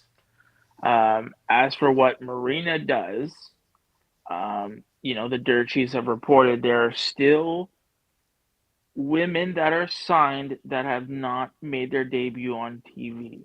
That don't surprise me. So, do we put Marina in a tag team? Do we put her with somebody that complements her? I mean, I haven't heard any news yet, and I could be wrong, but is Shayna Baszler still with WWE? So I think that you can do stuff with Marina. You can find somebody to complement her and put her in the tag team division, because the tag team division needs tag teams. So yeah, I got Tony winning, but I also have my second return of the evening. And this is my tinfoil hat. I think we get the Doctor back confronting Tony. And you do Tony Storm versus Britt Baker at Dynasty. I don't know. That's my tinfoil hat. I feel like DMD is coming back soon. I feel like it's either to confront Tony or I'm at JJ. Hey man, JJ's got his tinfoil hat on too. Look, to be fair, Nick, I love you with all my heart, bro. But if Britt were gonna be back, she'd have been back by now. Yeah, and again, you've got a better shot of Ronda Rousey making a return to AEW and Tony Khan television than you do Britt Baker at this point. That's accurate, actually. That's accurate. And we're in Los Angeles, by the way, folks. But I also want to put this out there. Especially with the Carano fight coming up and the fact that that's not being promoted by UFC. Yep. So it's not being promoted by a partner of WWE. So they could use her for kind of that, push of this other venture. Good. I just think Britt. I don't know. I have a feeling that Britt's coming back, and I don't know why. Like I said, there's a 1% chance that you still can get an STD while wearing a condom during sex. So anything is possible. That being said, I would love to know how the simple virgin knows this stuff. Because I took sex ed in freaking junior high because I had to. Some knowledge I can never forget, and some knowledge I never use. But you never forget. There you go. That being said, I'm smart for a reason, folks, and single and a virgin also for a reason. And Wayne, you're not the only one. I just predicted Marina too. I just don't know if you popped in here early enough to hear me say it. So I now know the two. Okay, then. So now I know who to blame in case I'm wrong. And stay tuned, folks. Me and Gio to break it down. Our predictions post more AEW style after the pay-per-view concludes. A day and time to be determined. See you. Good to see you, Dwayne Atkinson, by the way. Appreciate you. All right. Well, that being said, we got a crazy prediction for the DMD. By the way, be better human beings. Not just be better in the real Shafir wants, folks. Be better outside your phone. Be better in reality. Be better around others. Be better towards yourself. Be better towards each other. Or get the fuck out of here. You don't belong in this lurf. All right. That being said, thank you, JJ. Thank you, Nick. All right. So we are 1-1. Well, guess what? I picked Tony Storm. I feel like the fact that surprised. Yeah, I mean, come on now. It's definitive one-on-one. Everyone banned from ringside. These two have been at each other's throats since literally last year in November when this timeless echelon with the Death Riders started that started with just women and involved freshly squeezed Orange Cassidy and Wheeler Yuta losing his hair. We're not going to get freaking any deeper than this. I understand I stood deeper, and I know Tony Storm's in the match. Don't come at me. It's just one of those deeper and climax. You know what? About being smothered. You know what? Let's just keep going. Why the fuck not? You know what? Someone's going to. I'm not going to go there because they're women. That being said, I will say this much: I will be there live, and I'm sure it'll be an orgasmic experience. Mm-hmm. All right, fair enough. It just feels like to me it's time to go their separate ways. Shafir tries to make someone else better. We're breaking city right now. I think his ribs are hurting. And abstinence is best, Ash. Very good, young lady. It's just one of those things right now. Again, they've been going at this now since November last year. And will you stop that, Dwayne? Oy vey. I feel like they need to go two different ways. Now, I'm just waiting for Safet to throw up the bisexual bedroom brawl. Will you stop that? All right? I got it. It's just one of those things right now. Shafir has basically disciplined Tony Storm, baptized her by fire, 50 Shades of Grey style almost. It's just one of those things. I think they've gone through this long enough. And if you're going to sell this to Philly, one-on-one, everyone banned from ringside, and Tony Storm has golden intentions of going after her championship again against somebody she hasn't faced yet, AEW, possibly, just saying. I feel like you got to give her the win here. And again, the Death Riders, it's not about winning. It's about training, building, disciplining. And there's no bigger discipliner than the Death Riders than Maria Shafir against man or woman. So I'm expecting this to be a very unique one-on-one contest. and also very definitive, with Tony Storm winning, solving the problem for now. But don't think the problem won't come back. So yeah, I got Thomas Tony Storm. And that being said, we're going to move on from there before this gets any more. The following content you hear on this forum does not, of course, foreshadow the content you see regularly here at AEW Revolution. There's Charles. Damn it, Charles, you fucking idiot!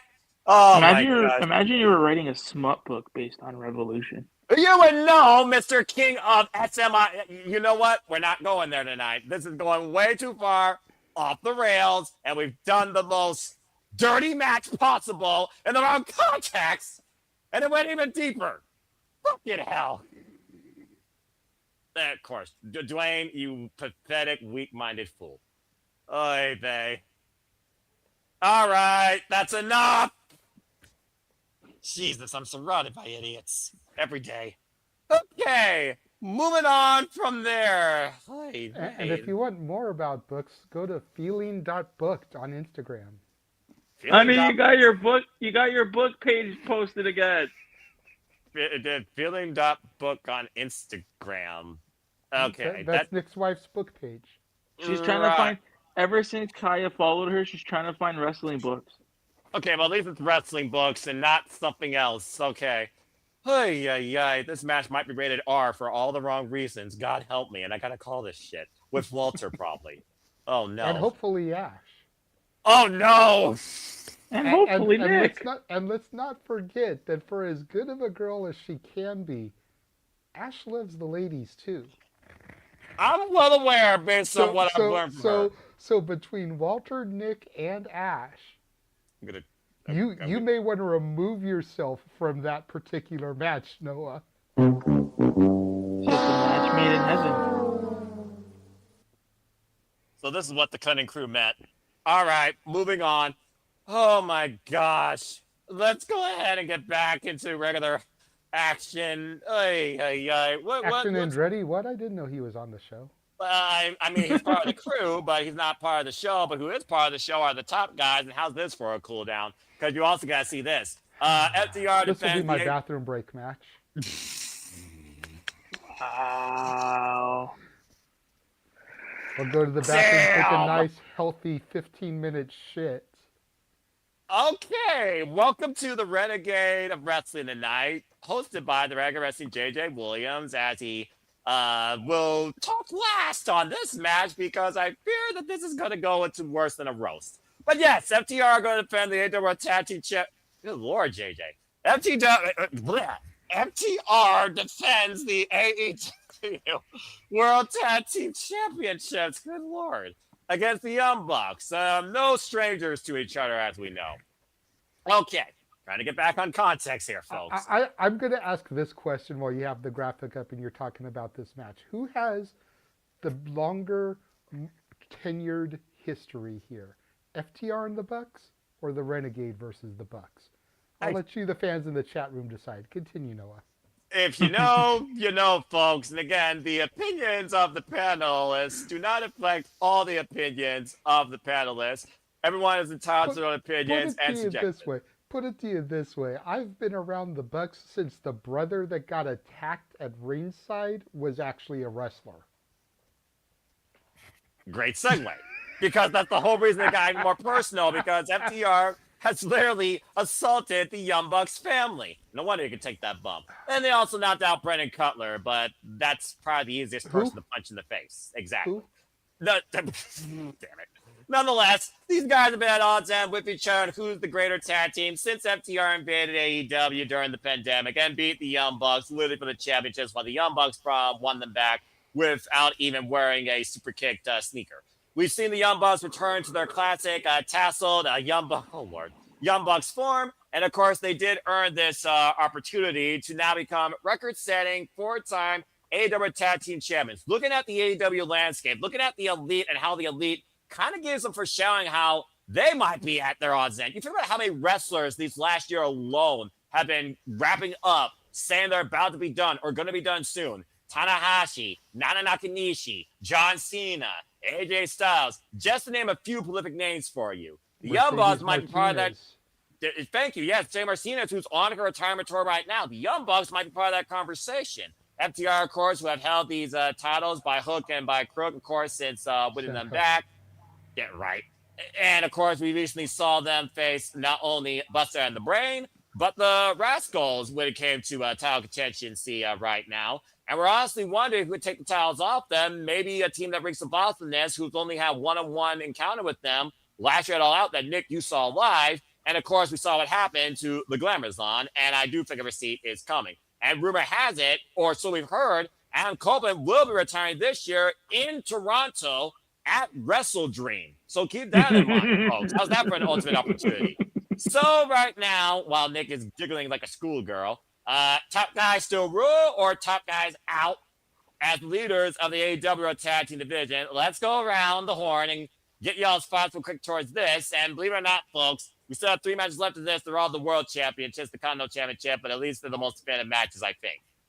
Nick, you kick things off, and then I'll bring in our... Well, hold on, JJ. Let's go ahead. I was going to say, why don't we bring in our panelist and let somebody new start things off? Coming out of a manhole on a holiday park venue near you, it's Charles Schultz, who finally joined the room. Charles, how are you? You deserve that what you did in that women's match. Look, someone had to do it. Safat was taking his time. Yeah, why do you have to be an instigator of madness? And I surround enough of it here with these two gentlemen. Anyway. No. Oh, it's been fun. You know what? That's for fair. All right. Well, anyway, Charles, good to hear you. Welcome to the conversation. Let's start with you first. What you got to say regarding the AEW Tag Team Championships? You got new champs, and you got FTR retaining. I got FTR retaining. I'm just waiting for to see what the hell's going on with Cope and Christian at this point. Right. I feel like that just disappeared and dropped off the face of the earth. I think Copeland was doing something with television. Yeah, again, I missed. Yeah, he was filming Percy Jackson. Okay, yeah, that's the thing. I thought there was a sequel to that. Okay, well, that being said, again, Dynasty, Double or Nothing, ... AEW, All In, ... Wrestle Dream, possibly ... All right. Well, thank you, Charles. He set the out for FTR. Nick, let's go to you next. FTR have been 3-time AEW Tag Team Champions now. The reign has been over 110 days. And I believe this will be their fourth defense of these championships since beating Brodito in, again, a crazy match last year at AEW Full Gear. So, Nick, what do you think? I got FTR winning off of a fuck finish, and this is where my third and final return come in. I think we get CNC coming back at Revolution to set up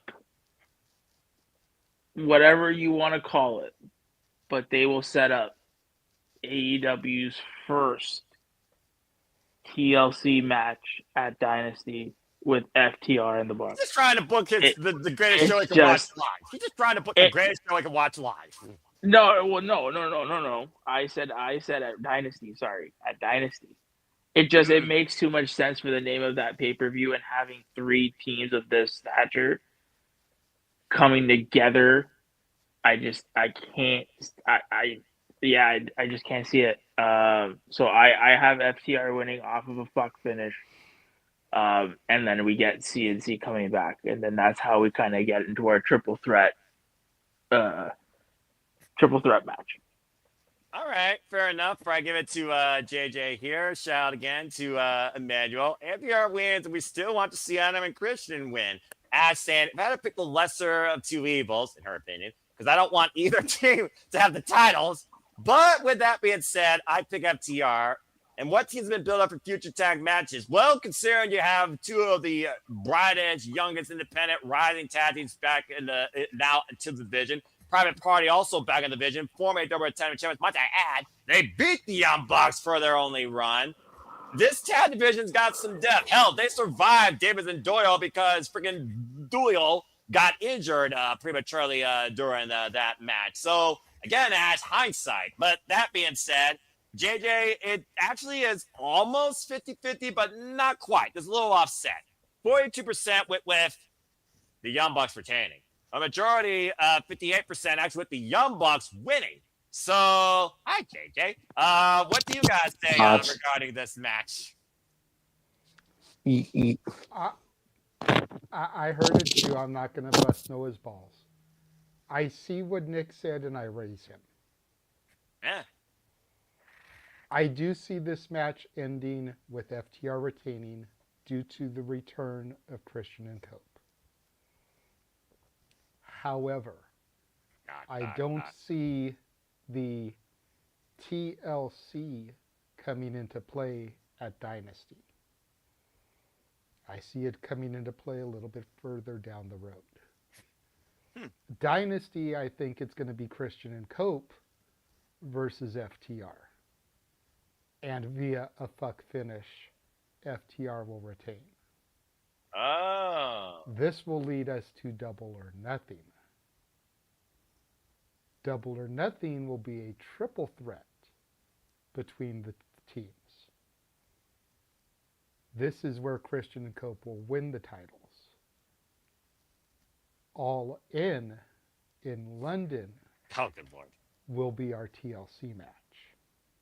Because if you're going to do something like that for a first time, you want it to be on a grand stage.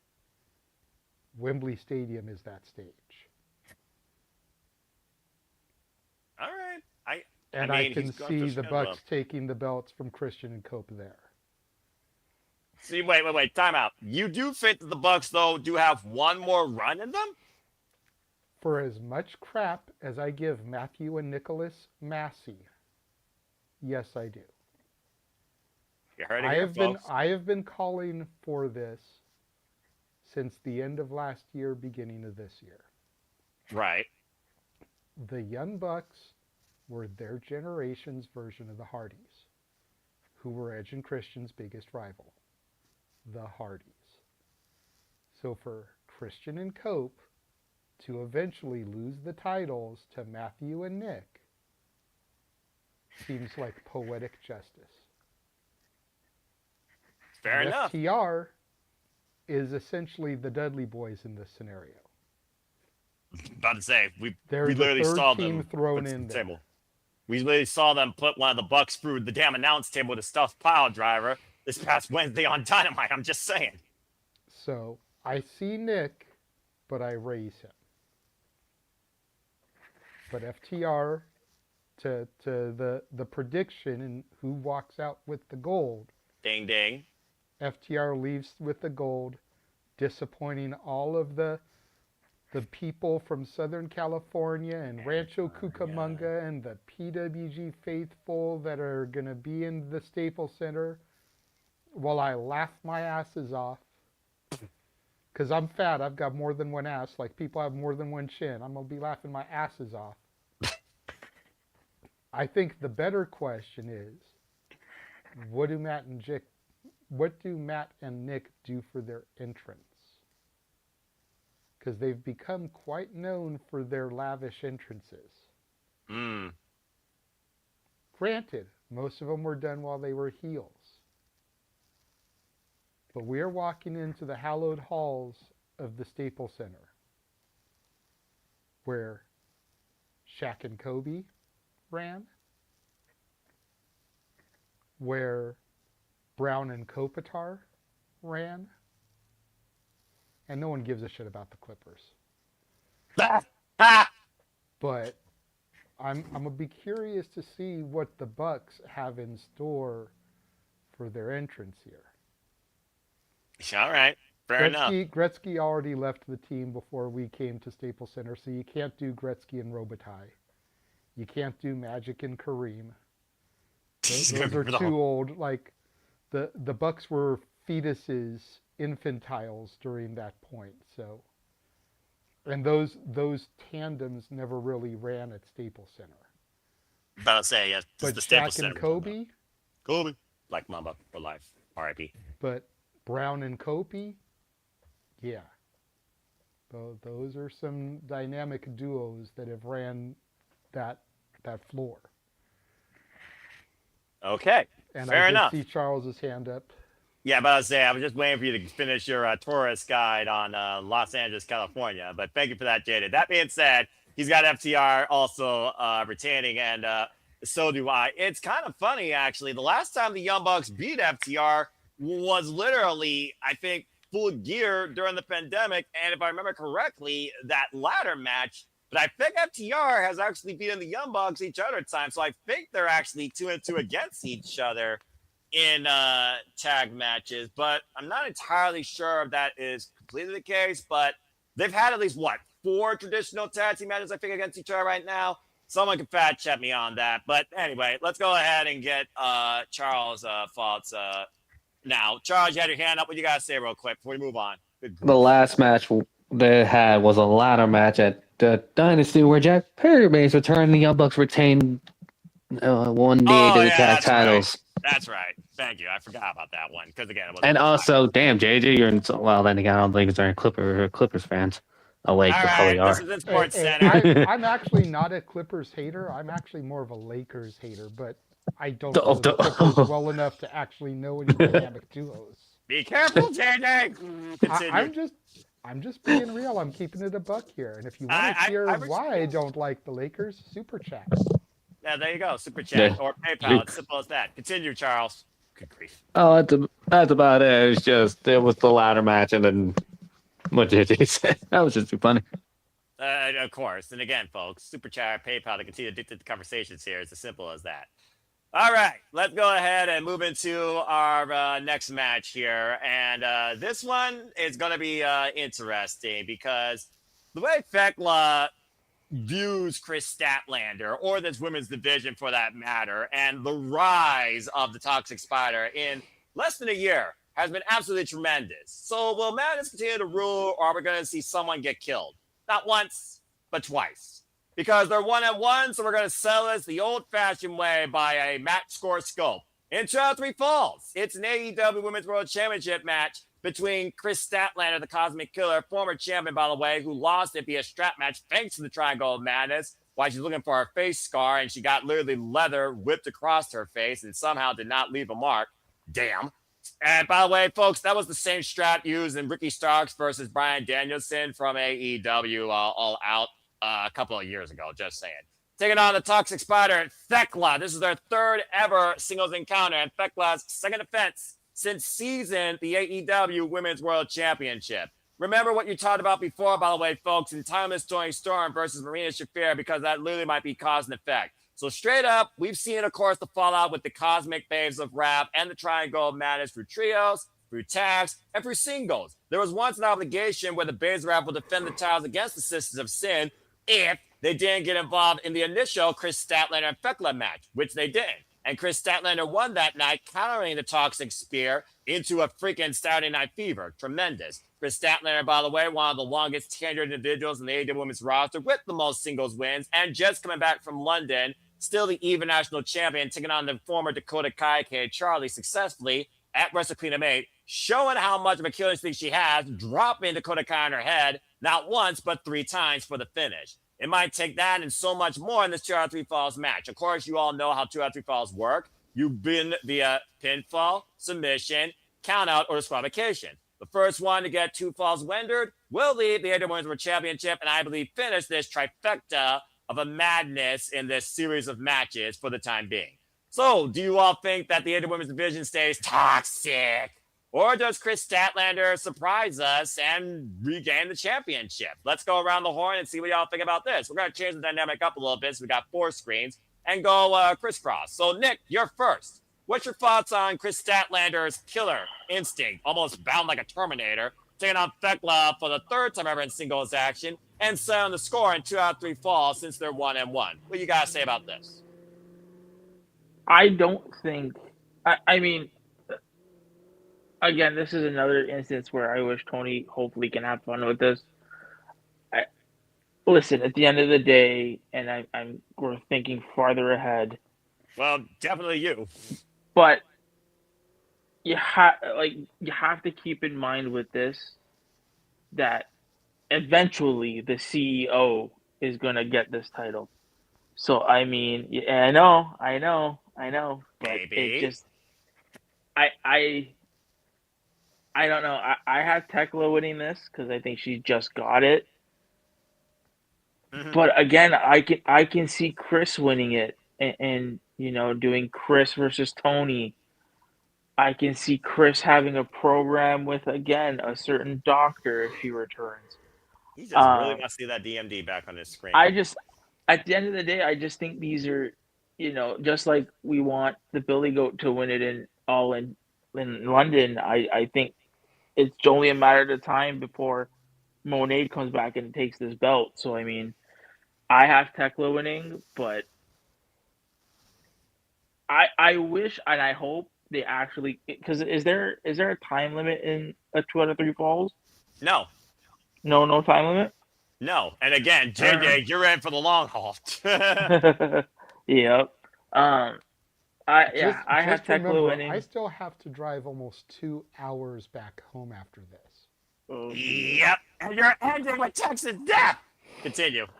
yeah, no, I have Thekla winning, and I mean, hopefully, the AEW women's title picture is a little bit more murkier and very. There's a lot of unpredictability going with this, so I have Thekla winning. That's one of the reasons why I like the state of this championship and the challenger pool and the fact that you could be either the chased or the chaser. And Kris Statlander has been both those roles. I've said it once, I'll say it again. Much like MJF, she is a locker room leader and a standard for AEW. Hell, she's been in the ring almost with, I think she's literally been in the ring with every woman on this division now. So that goes to the trust. Again, go look at Chris Van Vliet to learn more about Kris Statlander's outlook and how she's just glad that she could literally work with anybody here, and everyone wants to work with her, including across the pond in Pro Wrestling East, might I add, where she's coming back from. It's just one of those things where her winning the championship was unexpected, but incredible. And already being in the 2 most prolific names, to your point, they had the women's division and Mercedes Moné and Toni Storm back to back in singles matches. She has nothing else she needs to prove holding the gold. And she said she wanted to bring out the best character and the best out of the women's division while being champion. And there's no arguing the rise and the presence of Thekla and what she brings right now holding the AEW Women's Championship. Her promo skills and intensity alone, dynamic with the microphone, is a whole different dynamic we have not seen the likes of in AEW. It's also Thekla's first opportunity holding a world championship in her young career. So with that being said, I think this does go to the 3 falls. I do think we're going to get shenanigans. It's going to break down with the Triangle of Madness, might I add, the only definitive women's faction in AEW right now, why Sky Blue and Julia Hart are still so young, growing in their own way, and the launch of history of Kris Statlander and them goes even further than that. I do think that Thekla's toxic run will continue, but I also think Kris Statlander's vendetta, which is what I'm invested into, against Triangle of Madness is also not going to stop. And I don't think we're going to get blood and guts anytime soon, but I do see Triangle of Madness and Cosmic Bays of Wrath at the forefront of the next time we find women in a cage, bloody and battered and bruising each other, because these women fucking fight, damn it, and they love it, sooner rather than later. But yeah, I got Thekla retaining as well, and I'm curious to see how far this reign goes, and if we finally do get Thomas Toni Storm versus Thekla one-on-one for the first time ever. But yeah, I got the champ retaining too.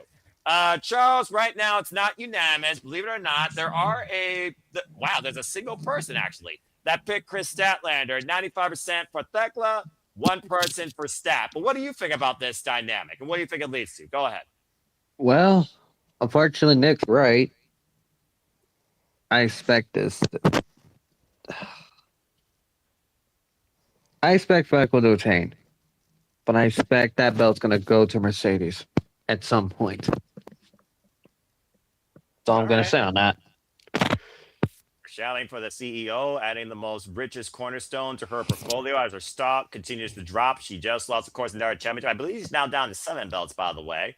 And yes, Ash, as an advocate of women's wrestling and an advocate for Kris Statlander. Statlander, damn it! I cannot wait for this match. This is one of my top 3 matches of the night. Again, I love my brother. We're never going to agree on everything, but you already know where I stand.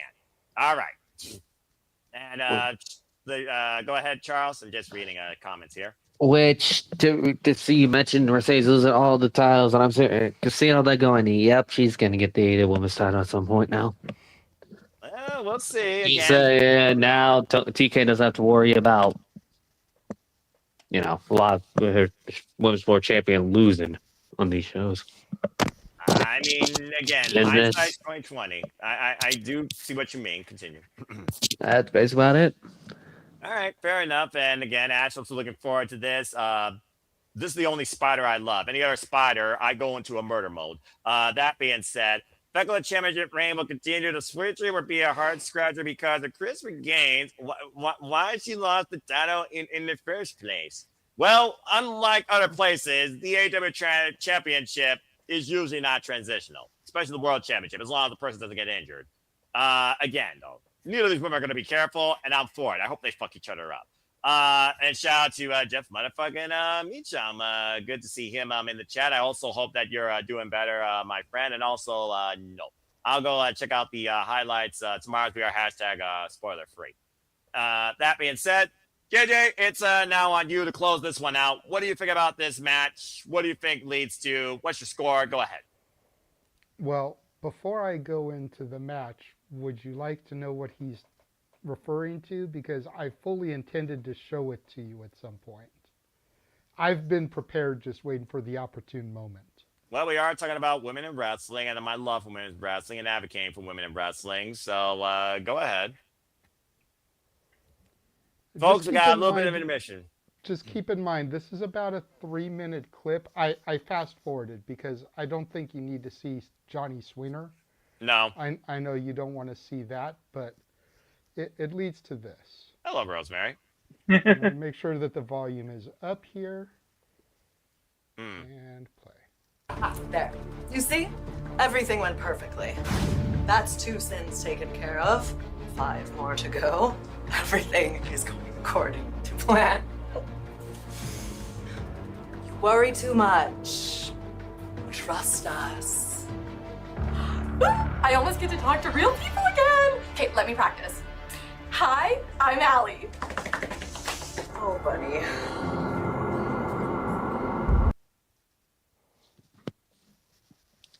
Okay, that makes me happy. That makes me very happy. Noah's face when he was making that smile, I was getting the Grinch vibes for a second. I was like, what the heck? That creeped me out. Well, I guess even Rosemary can. Yeah, I guess Rosemary can even bring back people possibly from the dead. What are the prices for Cleveland? I'll have to look at this. Okay, thank you for that, JJ. I guess the bunny might come back home to TNA Wrestling. Yay. Well, I've been seeing Laura Denise's journey for mental health recovery. Again, you can follow her and Allison K's podcast, of course, Chainsaw Girls, and of course, follow her on Patreon, where she keeps you into her spooky escapades. So, okay, this makes me very happy. And again, wrestling truly is part of somebody forever. You truly never want to leave it, as it truly is something you can't live without being of it. So if that is the case, welcome back to TNA Alley. Hey, Alley. All right. Nick, I see your hand before we get back into our regular match schedule. What do you got to say real quick? So I actually knew of this beforehand.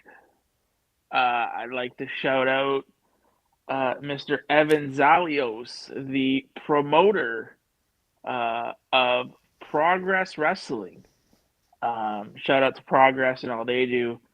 He actually posted a tweet that came from Maven, where it's Maven sitting on the throne and having Ali on one side and Rosemary on the other, and Raven's tweet says a shot from the TNA taping in Atlanta on Friday, and this was 3 days ago. And Evan tweeted that picture, and he quote tweeted it saying, "Not Raven, just totally spoiling shit for all of us. Welcome back, Ali." So I actually saw this beforehand, and I was like, Raven tweeting stuff out with 0 fucks given. So I mean, that doesn't surprise me. It's Raven, quote the Raven. Nevermore. That being said, yay.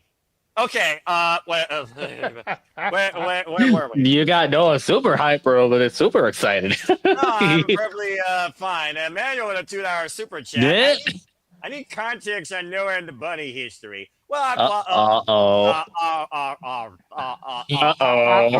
I will say this much before Noah goes into his prophecy. prophecy. And you will not damn me or start cursing me out. If there is one woman wrestler that turns Noah into a pile of goo the way that we simp for some of these women, it is the Bunny. I hate that word. Noah, as soon as the JJ got done showing you that in your face, you were literally about ready to smirk the whole entire grin on your face. Yeah, Jeff's comment is 100%. That reaction was everything. We all saw it on camera. Yeah, it's all on video here. All right. Look. So give our super chatter context about Noah and the Bunny. All right. Emmanuel, a $2 super chat. I need context about Noah and the Bunny's history. Well, I was first introduced to Cherry Bomb, a.k.a. who became the Bunny, Allie, with her feud with Courtney Rush in Smash Wrestling before Courtney Rush lost her hair and her damn mind and turned into the Demon. The saga Demon versus Assassin began. Laura Denise, Cherry Bomb also ran through the original class of Women of Honor, as well as ZCW at the time. As I continued following this young lady's journey across independence, which eventually led to her inevitable fall to the Demon in the independence, they somehow, of course, found their way into TNA wrestling. I believe Rosemary, Demon Assassin, came in through first, Decay, with Crazy Steve and Abyss in 2017, and the Bunny shortly followed. When Allie graced my screen on an Impact stage with Maria and Sienna, and who we now know as Chelsea Green, Laura Van Ness, and then the Demon and the Bunny had their first interaction, it was pure magic when it came to the fun segments and the sagas, both becoming champions, and just the humor with it. And then she was killed off, and I'm like, fuck. And then AEW was born, and she went to AEW, and I was extremely happy. Pandemic happened, she became a streamer, I became a streamer. There were some nice little communications of positivity and reinforcements, and there were some Among Us party engagements where I killed her, she killed me. And it just was humor from there and mutual support. It was always one of those fans where I always admired Allie's personality, but also as a mental health advocate. And that definitely helped me during the pandemic. So I've always supported the Bunny in wrestling, but learning more about the person has also been a fun endeavor, still to this day. So I'm extremely happy that Laura Denise has found her way back home to TNA. That actually might make me watch the product.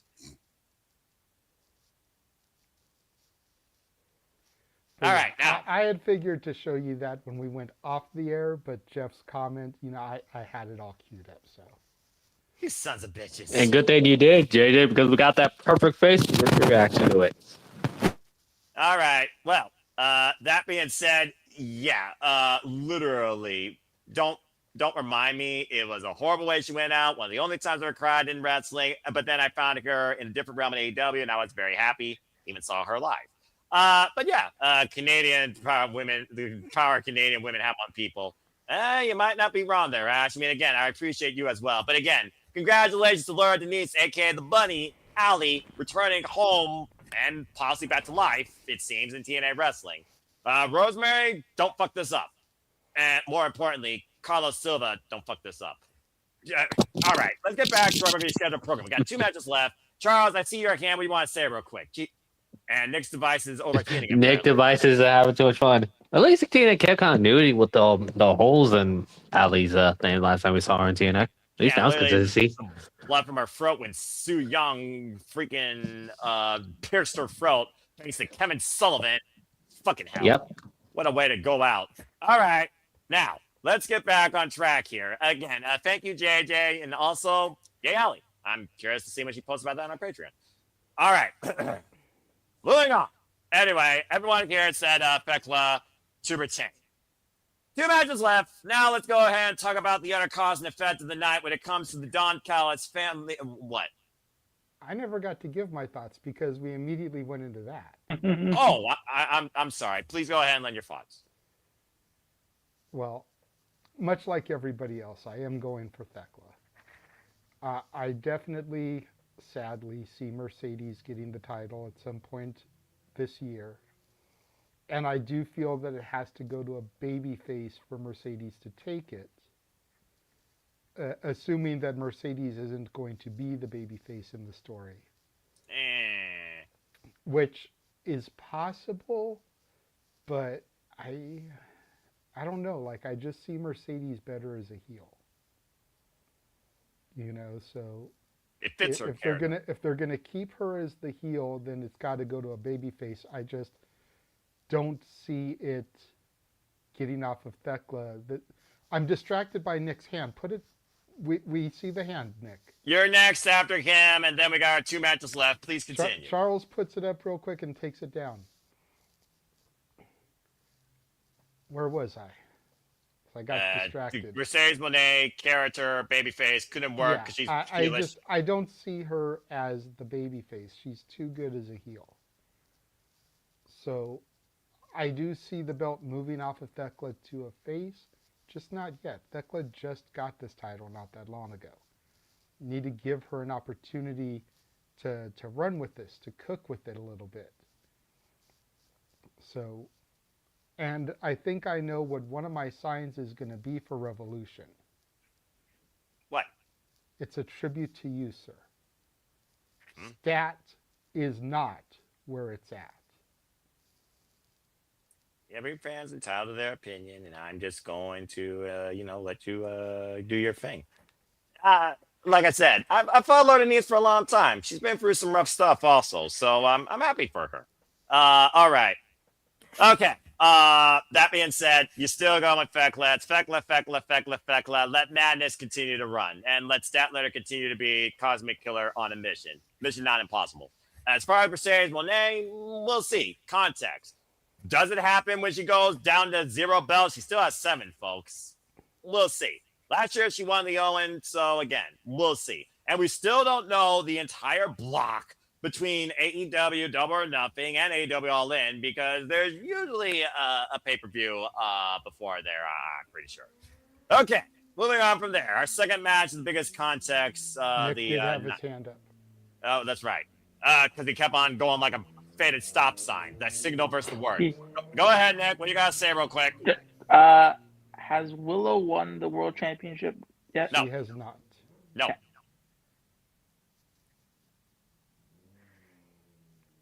I think Nick is thinking what I'm thinking, and that Willow will probably be the one to dethrone Thekla, and then Mercedes can beat Willow yet again. Oh, no. Yes, me and JJ were thinking the same thing. I mean, look, I love me some Willow. Everyone knows I love me some Willow, but when it comes to Mercedes, Willow is arguably her best rival right now. The New Japan Strong Title tournament where Mercedes got injured. Willow won that because Mercedes got injured. Mercedes took the TBS title off of her to begin her run. Mercedes lost the TBS title to her to begin her downfall. Mercedes defeat her for the world title. They've got this nagging history. Like, Willow and Mercedes could be the Bayley and Sasha for AEW. That's a fair shout, honestly. Amen. That's a fair shout.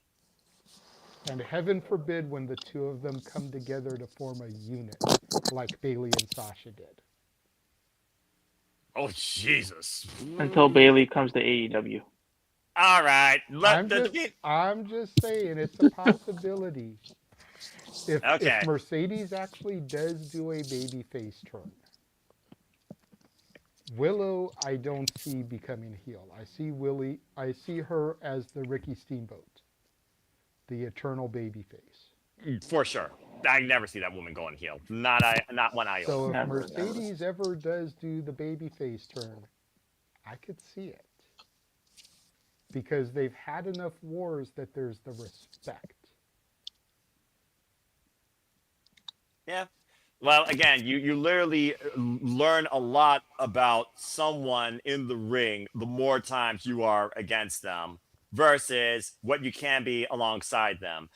Definition, the current Pro Wrestling E Women's Tag Team Champions, Lali, the Holly and Lana Austin, who I figured couldn't work with anybody, they've been incredible tag champs, successfully retaining the titles of Wrestle Kingdom 8. So, I mean, again, it's very unique to see how well two people, with a history with each other or a chance to get upon them, can actually work well together. Or Rio, for that matter, although that team pretty much is...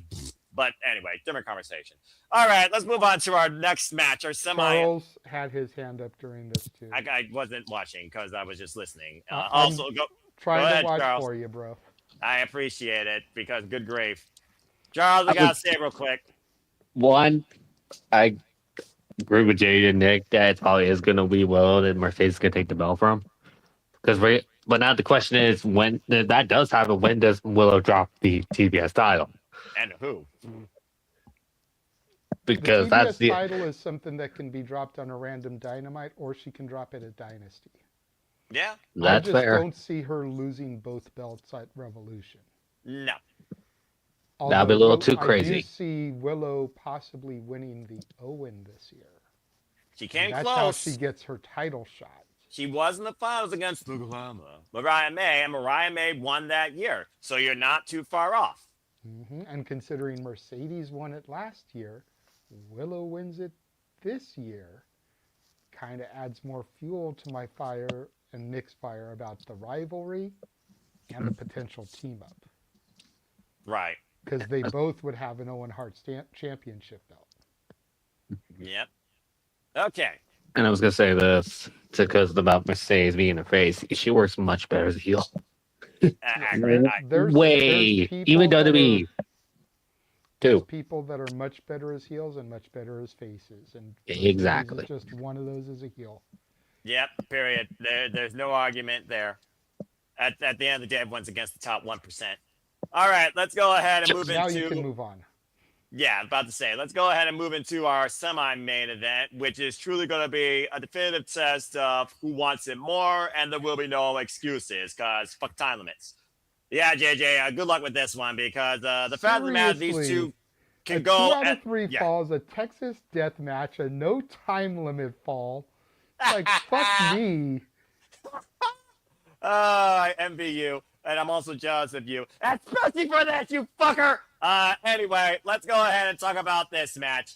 Jon Moxley, the definitive AEW Continental Champion, defends the gold against Konosuke Takeshita, his greatest rival in AEW. His greatest foil, even as he said on Close Up. And this time, we're not going to have no bullshit finish. We're not going to have no freaking time limit draw. We're going to have a fucking winner and see who truly is better. It's no time limit.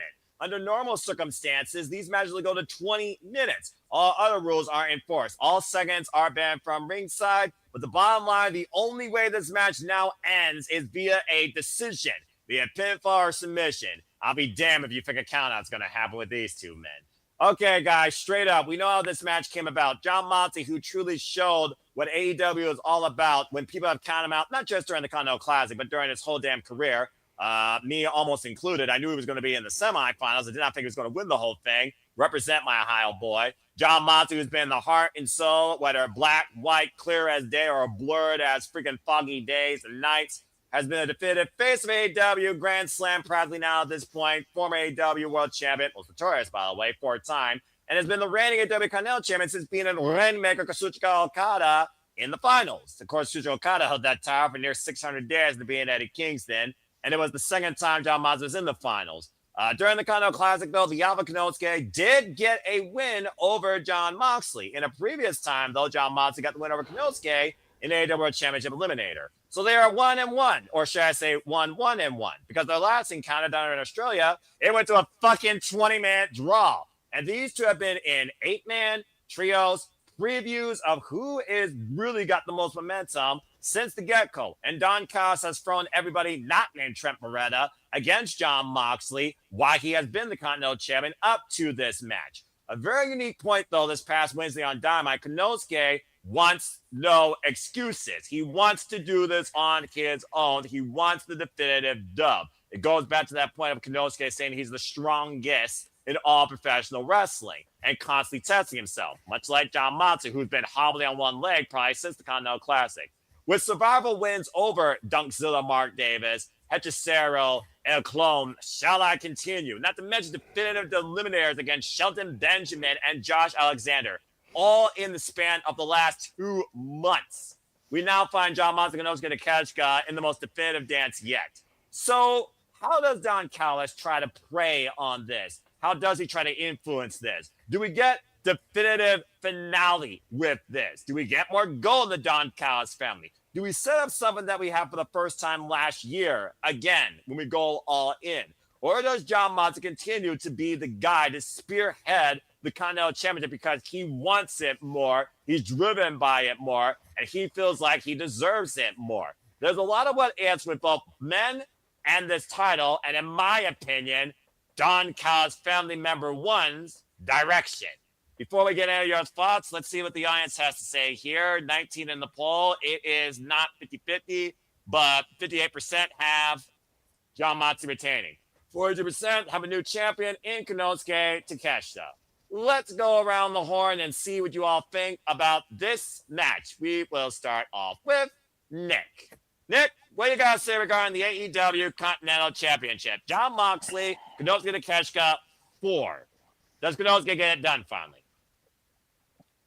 Konosuke gets it done because you're just setting up the eventual, and this is why I said in the earlier match why I think Místico and JetSpeed are winning the trios titles, because this is setting up the eventual unification match again with that unified title coming back out. So I have Takeshita winning this match. All right, then. Short, sweet, simple, and to the point. Konosuke, new AEW Continental Champion. All right. Let's go around the different direction here. We haven't done it yet. We're going to go clockwise. So, Charles, you're on the bubble next. Again, Konosuke, he just lost the IWGP Worldwide Championship January 4th at Wrestle Kingdom against Yota Tsuji. He just gained the NWW World Television Championship against El Phantasmo at the New Beginning. So what do you think about Konosuke's dynamic now with the Don Callis family and AEW? Do you got him as the new Continental Champion? I do. I do see the event. All this is leaning towards the unification match. Then I'm more curious about what happens with Mox after this. All right. Because it's just too funny how Moxley's more and more like the damn face at this point than any members of the Death Riders. Yeah. Or the Bald Riders at times for certain people. Bald Riders. Well, okay, I guess that's a fresh out. Hey, that was too funny. Bump. All right. Yeah, I just think right now this dynamic with John Moxley caters to him being the Continental Champion. Honestly, it's the best work I think his whole Death Rider agenda has been dedicated to in bringing out the best and most violent in AEW. I haven't seen John Moxley this renewed in a long damn fucking time. And even on the close-up, when it comes to what it means to be the Continental Champion and what Konosuke means to him as somebody that he may not understand him. Hell, he doesn't hang out with him, but as someone he respects and someone he connects with, because why everything is alien outside the ring. When it comes to what happens in the ring, I control everything, much like Konosuke wants to do. In the ring, I am more connected to Konosuke more than anything. I'm more connected to what's happening around me. These two have literally shaped each other for the better part of 2 years during literally both their history in AEW. So I do think John Moxley retains. As far as your question, Ash, God. Look, JJ has to find some sort of break at some point, and this match is going to hit balls to the walls, utter madness of fatigue, and these two men are not going to stop trying. I'm going to say it doesn't go 30, but I'm going to go at least 25. That being said, I got John Moxley retaining. I do think John Moxley gets the definitive win. I think the respect shown there. And I also think that Okada, Hechicero, and Don Callis screwdrives another person that didn't want to go on his own agenda, but wanted to be their own person. Omega, Ospreay, first member of Don Callis' family, Konosuke. Because if anyone's going to become a big babyface this year, besides what Jon Moxley's become, I think Konosuke has the best chance of breaking out as a babyface away from the Don Callis family. There's been those subtle nuances now since literally Jon Moxley's held this title. I think Konosuke is ready to once again truly be on his own and shape his own future without Don Callis family influences. And I'm still waiting for Okada and Konosuke too. There's bad blood there. Those two are going to face each other, and it doesn't have to involve gold. We saw what happened in the Continental Classic quarterfinals. So I got Jon Moxley winning, which leaves JJ. Hi, JJ. What you got to think about this? Konosuke and Jon Moxley for Continental Championship. Again, Jon Moxley, it's not the fucking Vision. It's not the fucking Bloodline. It's not like they kill off the head. The work keeps going, but no one works harder than the Death Riders, it seems, in Jon Moxley's opinion, and he literally is proving it. So again, that MO of work ethic is what this match is more about than anything. Jon Moxley, can it be broken? Can his leg be broken? JJ, what do you think happens here? Go ahead. I'm sure you got a way to break this down or see this dynamic fall out.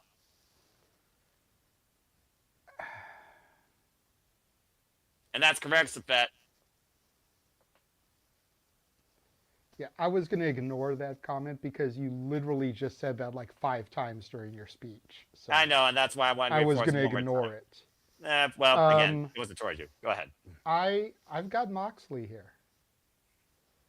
I see the loss being what gets Takeshita kicked out of the Don Callis family. Because Okada has made sure to point out that the mission is to get gold. Everybody needs gold, and Takeshita doesn't have gold.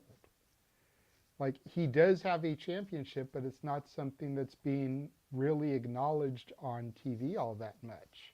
It's announced, but to your point, he's not coming out wearing it because that's not what AEW is about, especially for him. So to the AEW optics, he's beltless. And if he loses here, then what? You know, so I feel like he loses, gets kicked out, get the full-on babyface turn. Yep. Then maybe he can go after Okada, get that title, and then make another run at Mox to unify them.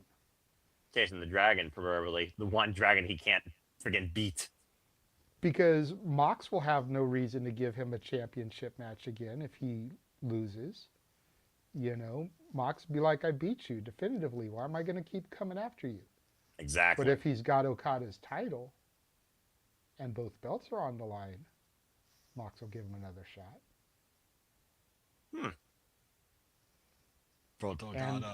And really quickly, I saw you throw his comments up there, but I do want to give a shout out to Dev in the chat.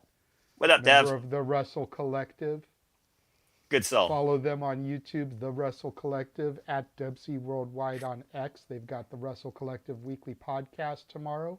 Traditionally, it's on Thursdays, but their head honcho is on his way out here for Revolution, so they pushed the podcast to tomorrow. They'll be previewing Revolution as well. Go on their archives, check out Queen's Road, a monthly showcase for women's wrestling, of which Dev is one of the panelists for. That's awesome. When do they watch Wrestle Queendom? They touched on Wrestle Queendom. Their main topic at the end of the show was your Mount Rushmore of women's wrestlers who inspire you. Oh, it was really good conversation, so much so that when I did Hot Dog and Handshake this week, which is the monthly show I do with Carlos, who is the moderator of Queen's Road, I actually gave my Mount Rushmore at the end of that, having been so inspired by their topic. So go into their archives, check out that episode. Again, Dev's a panelist on that. He'll be on the thing tomorrow as well. So make sure you support the Wrestle Collective like they're showing out and supporting us. Appreciate you, Wrestling Collective. But yeah, I've got Mox here. All right. Yeah, it just feels like to me, if there's one definitive angle at Revolution, it's Konosuke Takeshita's future being flipped upside down, no longer being part of the Don Callis family. He was the first member. He's the first member to be kicked out of it. Especially with Protocol now being a Fame versus Takeshita, Of course, you all Yeah. butcher that name. I miss Proto Shitta. Will you stop that? Look, Damn it's one of those things. I know it's Pratashta. I can say Pratashta. Good. Like, I can do it. It's not difficult. But it's a thing that I do in a ha-ha. I know it's annoying. Because I'm a white boy. I'm almost glow-in-the-dark neon white. Okay, I'm not quite as pale as Sheamus, but I'm a pretty white boy. I hear you, fella. So I like to occasionally make things sound even whiter. So, Tequita, Burrito, you know, Dos Taquitos, por favor. Oy, hey. You know, so it's Proto Shitta. Because Because if you look at it, that's how it's written. Proto Shitta. That's only if you read it phonetically. Exactly. Well, when you don't know how to pronounce something, what do they always tell you, Noah? Break it down phonetically. Yeah, and that's a flaw with the English Proto language. Shitta. Okay. It's Okay? a flaw. It's a flaw with the English language. If you freaking anyway. All right, moving on. That being But yes, said, it's Protashta. I know that, Yeah. but I will forever miss Proto Shitta. well, okay. That being said, Maybe that should be the backside of my stat is not where it's at sign is a tombstone with Proto Shitta. if I see that sign, I'm gonna call you out, you fucking idiots. All right. Well, that being said, this match is gonna kick all ass. Good luck to both men. May the stronger wrestler win. All right. Well, we've had a lot of wild tangents, fun conversations, overall fantasy booking outlook, some fun side conversations with y'all super chats, and of course your PayPal passions. Not to mention the TNA interface reaction. But let's go ahead and get right into what you're going to see. Main event, which will truly be possibly the Hangman's last stand in Texas Death, because these two men that have shaped each other. What? Time out real quick because Ash just got in a super chat and Oh, it relays to the match we just spoke about. So you let's lucky do that young before. lady, buzzer beater. All right, Hey, $5 Canadian. Let's go ahead and talk about Ash's super chat. God bless her. Love you, Ash. Who gets ousted from the group first, Takeshita or Mox? When, where, and how does it happen? Again, the Death Riders, it's not a family, it's not a brotherhood, it's a mutual agreement with a vision for AEW that has stood strong since literally when this fame became a thing in freaking fall 2024. So I don't think it's Mox, because Mox has already definitively proven what this is about, what this business is about. As long as that business acumen is shared by those men and that woman, it ain't changing. And I don't see no signs of that changing, just further being proved. So yeah, Takeshita gets out at first. When? If not a Revolution, the following Dynamite, because I know Don Kyle's going to have a lot to say. I have something important to say. And as far as how does it happen, I think we get the usual face-to-face.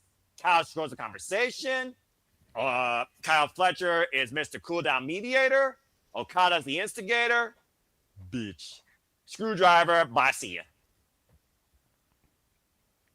ya. I like pretty much exactly how you wrote that. And I do think it would be the following Dynamite because no seconds are allowed. So we've got to, if we do it at Revolution, the match has to end. And then we've got to trot the 27 members of the Don Callis family down to ringside to do it. 27 members. Whereas if we just wait till Dynamite, we can do it there. You know, this pay-per-view is already going to go 17 and a half hours. Dude, between a 2 out of 3 falls match, a no time limit match, and a Texas death match, that's easily 2 hours right there. Hey, we've seen falls go back to back in 2 out of 3 falls in quick fashion. Yeah. I'm just saying. But there also will be that delay until the third fall. Well, yeah, you gotta get to that. All right. I'd be willing to bet you that those 3 matches are going to easily be 90 minutes to 2 hours long, just for those 3 matches. You know what? I'm gonna personally stop watch time each one and give you the time for those 3 matches in total. That being said, Charles, but go yeah, ahead. Go ahead. I do say the Dynamite after is the way to do it. And while Takeshita seems the obvious one, I'll just be a little bit more general and I'll say whichever one loses this match will be the one to be ousted. Bold take. Because Mox was on a bit of a losing streak there for a while, and you got to figure that the Death Riders, while united in their goal, got to be tired of having their leader, their vision, their driving force, whatever you want to call Mox, always losing. Well, at least it's not getting revamped 4 times and everyone's getting injured. Sorry, did I say that out loud? That being said, though, to also your point, Jon Moxley has not lost a singles match since winning the Continental Classic. It's fair. Just saying. There's always a time to pull that trigger. True that, and we'll see if Konosuke can finally pull that trigger or Power Drive need to success. Charles or Nick, either one of you want to say anything regarding this super chat? I'm just waiting for both of them to get kicked out of their factions. Most definitive faction members of factions in AEW since I can remember. All right. Yeah, literally. That's why I said it. All right. Well, thank you for that, our Canadian friend, Ash. Again, subscribe to the Bad for Wrestling. Stay batty like her, and not just for women in wrestling or New Japan Pro Wrestling, for all things wrestling as we accomplish here at the Super Reliable Studios, your one-stop spot for professional wrestling coverage, reliable and honest all the time. And thank you again, Ash, and we'll see you for the shenanigans. Stay tuned, by the way, folks, when she does her Batty Bracket breakdown on the other side of the NJPW Cup at the very end towards the finals, seeing how bad her bracket got busted or how strong it actually was. I might join her for that too. We'll see. Okay. Well, that being said, now that we got that in, unless we get something else, American or Canadian, let's go ahead and get right into our main event, where it is truly Hangman's last stand. Red Dead Redemption, or literally put the man in a coffin. Because in this match, despite it being his special, Texas Death, if Hangman Page loses, he can never, ever challenge for the AEW World Championship in his career again. Like I said, these two men have shaped each other's careers into what became AEW for both of them since All In 2018. Last year at Revolution, Hangman Page got the better of MJF in singles action with the help of the Fallen Angel Christopher Daniels moves, the Angel's Wings. Of course, he retired him in Texas Death. How poetic. Of course, that led on to MJF versus Hangman Page for the title. Heyman was champion, Forbidden Door, and Hangman won. Not to mention, in Texas Death last year at All In, Heyman freed the title from that briefcase against the Death Rider Jon Moxley, who was looking to make AEW more violent but more better. These two have faced each other going all the way back to 2019 for the Dynamite Diamond ring that MJF won. And again, last year MJF, so insecure, broke down and said, "Why is it you? Why is it you? Why are you the main character?" And neither man was even champion. Between the insecurities of Maxwell Jacob Freeman being the guy that the audience has so much encompassed in Hangman Page versus him the entirety of their career, hate, love, relationship, you tell me, versus what Hangman Page believes AEW truly is, still doesn't really know, but knows that he should be the champion still and will be at any means champion. Now we're in Hangman Page's world. He's only lost one Texas Death match his entire AEW career. This is his 6-1. MJF has never been in this. The definition of fight forever finally can culminate here Sunday night, and JJ might see Hangman's last chance live. Blood will be shed, but a decision has to be rendered. So that being said, let's go ahead. Based on everything we talk about tonight, what's the future of the AEW Men's World Championship? And more importantly, the futures of both Hangman Page and MJF. Yeah, I'm going to start with you. We're going around the horn this time clockwise. What you guys say regarding this? This is your first Texas Death match you're going to witness. And it literally is a person you've had a very much, I add, love-hate relationship with, and everyone's favorite scumbag who's trying to show definitively the quality of this championship, not quantity. Go ahead. first things first. I don't think it should be a Texas death match. Save Texas death for in Texas. We want to be nitpicky. Why don't we call it a Los Angeles Riot match? Los Angeles Riot. Could still be the exact same fucking match. But we're in LA. We're known for riots. And true, amongst other things. I mean, shit. Lakers fans riot when they win championships, when they lose championships. Boy, you all are more fickle than wrestling They still fans. riot. And to be fair, 2 of them have been actually in Texas. Exactly. So, that said, this is the one match that I'm the most torn on. Why? Okay. Because on the one hand, I feel like MJF hasn't had the belt that long. He got it at World's End. He's only had it for about 3 months. Yep. And 3 And defenses. I love what he's doing with it and defending it on independent matches, shows. 5 total I don't defenses want to so far. see that end. On the other hand, if Hangman loses, he can never challenge for the title again. Correct. We saw how well that ended up with Cody Rhodes.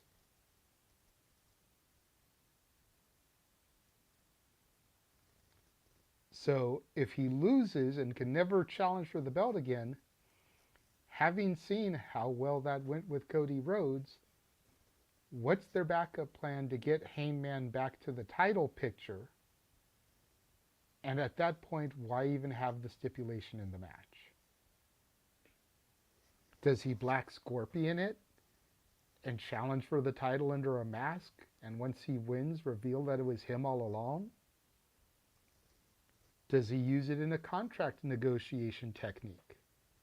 And when his contract is up for renewal, tell Tony, I'll only resign if I get another shot at the title.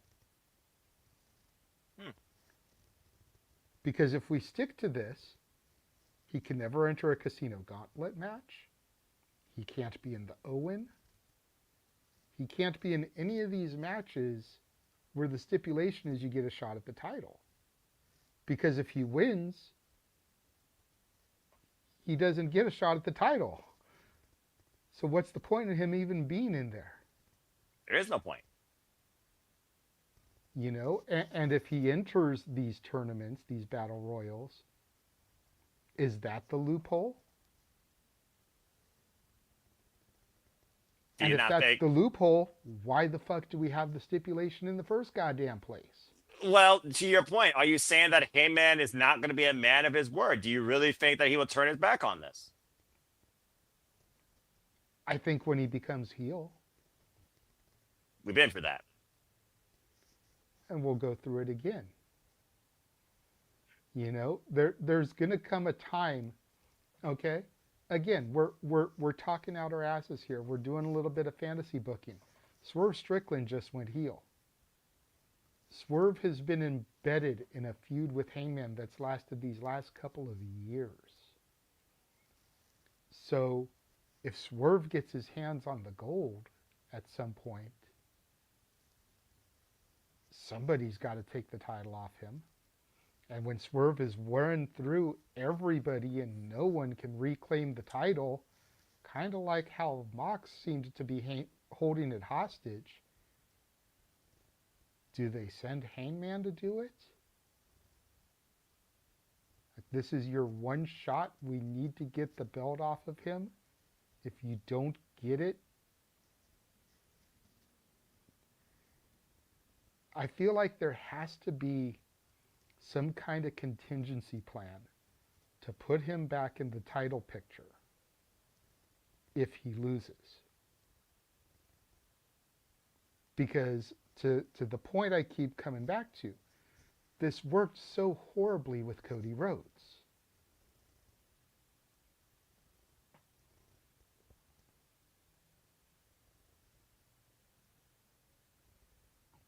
So I've got Max winning just because I don't want to see what he's doing end, but I don't I don't think that the stipulation of the title makes sense because something in my gut tells me they're going to renege on it at some point. It may not be this year. It may not be next year. It may be 2-3 years down the road. But at some point, they're going to renege on this because they're going to have to. Because they're going to see how fucking stupid it was in the first goddamn place. Okay.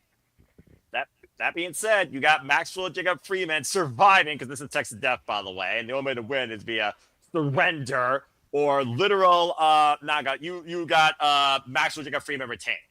Yep.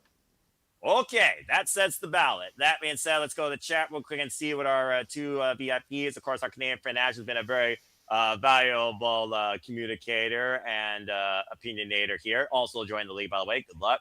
She said, similar to the tag match, I don't want to see either with the AEW Championship. I have MJF retaining through some form of shenanigans. It's Texas Death, Ash. Shenanigans would be the safer word versus what the fuck these two men might do to each other. Having Hangman rebuild and finding himself within the mid-card. I've been waiting for Hangman and Fletcher for Kazuchika Okada. I'm just saying. Buckshot Lariat versus Rainmaker, it writes itself. Who has the stronger Lariat? One of my favorite fundamental moves. That being said, again, JJ, I'm going to go back to this trope. Nothing's impossible. You can still get an STD while having sex wearing a condom. Okay, that being said, he's got MJF. And it looks like Ash is also going to go with MJF. And no, Ash, he has lost one Texas Death match. So he is 5-1. Or excuse me, 4-1. This will be his sixth. Let's go around the horn and see what the rest of the panelists think. We're going to go crisscross this time once again. Charles, it's on you. What's your thoughts on the AEW World Championship? I mean, again, it's a bold stipulation to keep yourself. The number one reason anyone gets in this business, I would think, is to be the champion of the company that they want to support. Brands basically, damn, you're in a company, you want the World Championship, even if you already had it. MJF literally is shooting his last bullet. If it doesn't hit, he's out, as far as we know, kayfabe wise. He's out. So again, with this stipulation in mind, is it a red herring? Is it a foregone conclusion? Do you want to see MJF's second run continue, considering this dynamic of pushing, showcasing, mentioning, confronting the young, rising, hungry, upcoming talent in and out of AEW independent scene, for that matter? The moment this stipulation was announced, the first thing that came to mind going, well, this is about to be very, wow, TK, you're repeating history with Cody, because that guy failed horribly then. I don't know why you want to try it now. It's dumb. I can't see MJF losing the title because he's going to lose the title all in to Will Ospreay. But the problem is, you can't have Hangman Page out of the world title scene. Because whoever beats MJF, who do you need challengers for? I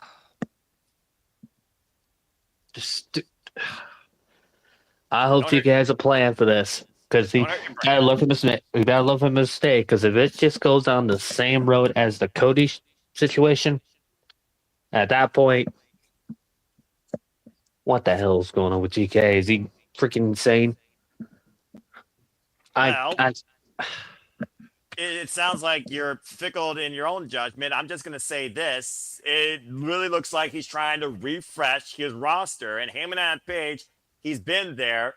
Maybe we don't necessarily need him back there again. Maybe Hangman is willingly doing this to allow someone else to step up. Kevin Knight, Kyle Fletcher, Bandito. I'm just talking about names we've seen so far that MJF has mentioned and has also come in the ring with. I'm just saying, this roster has a whole lot more youth, dynamic for the World Championship picture. I do see your hand, JJ. I think JJ's probably going to say the same thing I'm going to say in response to that. No. I just wanted to go back to you saying, is Tony Khan crazy or Tony Khan a madman? Out of control. Freaking hell. I see what you did there. I said that up perfectly. My Tony Khan face, apparently, when I just like, I got it. Anyway, I'm not Craig Ferguson, by the way. I'm not talking like these. Anyway, go ahead, Charles. Continue your point. Although Celebrity Name Game was a very fun game show. Continue. But as far as the way I expect MJF to win, but I'm more worried. I'm more curious about what TK have planned. Don't know. That's part of the fun. Yeah, and also to be fair too, I'll say this: we're probably expecting somebody, Swerve, to challenge the winner of this at Dynasty anyway. I mean, Revolution might literally set up the next challenger. Again, we don't know. That's the beauty of this. It's the launching pad of AEW's calendar, despite the fact they've had special dynamites like pay-per-views. To your point. Well, Dynasty has been always Swerve's event when he challenges for the world title, so that's probably not going to change here. That's true as well. That's why I expect Swerve to show afterwards, or maybe, crazy enough, Swerve's the reason why Hangman loses the match. Take out all the competition, take out all the challengers out of the way. Fair point. We did see that face-off with Hangman, Omega, and Swerve during that tournament. And at first, those two were literally talking about whether it's my friend or whether it's my enemy. I'll go for anybody to get that championship. Now focus on being the most dangerous man in AEW again. All bets are off on site. So taking out all the challengers. That being said, you do have MJF retaining. Yeah, I do. All right, fair enough. Well, you already heard my case on multiple facets. I also think MJF is also going to retain because this title run is definitely something different that widens the dynamic of the importance of the AEW World Championship, but also the scope of AEW and this wrestling business. It's just one of those things right now where I do feel like we're drawing a foreseen conclusion to AEW All In, but I also think we could be surprised there because I don't think AEW is that streamlined to give you necessarily that outcome and necessarily not make sense of what's further to come. It's not like they're going to finish the story and lie to you and do it 1 year later with overbooking that does work to a degree, and then 2 years later, he's booed out of the building. But it's just one of those things right now, looking at this dynamic, I just don't see MJF losing this championship. Not 2 months and not 6 defenses, to JJ's point, 2 on the independents, 6 defenses in less than 2 months against young, bright, youthful talent, Kevin Knight included in that conversation. So, yeah, I got MJF retaining. My only question is, the last time we saw MJF in a barbaric battle, it only had tables and tacks. What the fuck's he going to do here against Hangman and Page to literally overcome his greatest foe and his greatest foil? Like I said, these two have shaped each other since the existence of AEW, when that title was first shown by Bret the Hitman Hart, and Heyman was the one in the conversation, not MJF. You could argue whether or not one person had a stronger career so far or is a stronger, more favored individual in AEW all night long. But this right here is the definition of AEW, in my opinion. Hangman Page and MJF. And something's got to give here. And I think MJF overcomes him once for all. All right, Nick, you finished this thing out for the night. What you got to say regarding this Texas Death and the AEW World Championship? Go ahead, sir. 3, 2, 1. He might have knocked out. All right. Well, that being said, I guess we'll just leave it at that because I think this has gone on long enough, and wouldn't surprise me if he literally GTS. So again, folks, that's AEW Revolution. So again, what are your opinions? What are your predictions? What are your surprise outcomes, returns, betrayals? Do you see someone debuting, honestly? Do you see us getting a contract signing? Yep, he's gone. Let us know your thoughts. Or the device is literally blowing up as we speak. Because again, Canadian technology, I don't know if it's as good as American technology or even worse. Someone can tell me in the chat. Let us know your thoughts in the comments down below as I look at some of the closing comments here. AEW, let's up and go. Can't wait. AEW always delivers with the matches. I might actually buy this one. The build has been great and the card is incredible. Great show. Roderick Strong might turn heel on OC and Darby. The Takeshita face turn might finally happen either on the pay-per-view or the follow-up episode of Dynamite. Looks like someone had some of our foreshadowing. Again, good luck to everybody. Again, your predictions are not final till 6 p.m. Eastern Standard Time, Sunday, March 15th. Of course, that night they will be final. You'll see the predictions form in the comment section down below on all these streams once they conclude. Let's go around the horn and get some rest and bid y'all fine adieu. Again, pick your opportunity into not sleep addicting. Again, I hope that y'all enjoy the conversation. I hope that you haven't taken a chance yet. You will take a chance on AEW, because there's a lot of promise in this wrestling roster underneath this brand, and that's what you should follow more than anything else. JJ, have an incredible time live. I hope you survive. I hope you got a voice still. I hope that you stay hydrated and get home safely and are able to tell the tale come Monday morning. If not, post Sunday night, if you're still awake or I'm awake, I don't know. But go ahead and tell other people can find and connect with you. Well, let's go ahead and bring up my new graphic here. Bloody hell. You can find me on Instagram at the Renegade JJ Williams, on YouTube at Casa D18 Studios, on X at Casa D18 Studio, no S on the end of it on X. Of course, you can always find and follow the Simply Reliable Studios at SR Studios 2024. Go back into the archives.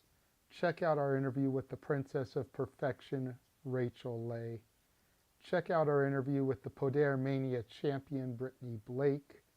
Check out our interview with the Poder Mania ring announcer, Heather Lynn. Check out our interview from this past weekend with the Conduit of Karma, Kaya McKenna. Make sure you tune in this Saturday as we have Leva Bates, Blue Pants in the Black and Gold NXT, which was whose NXT? My NXT! And the Librarian on AEW. And you're also going to want to make sure you tune in this week because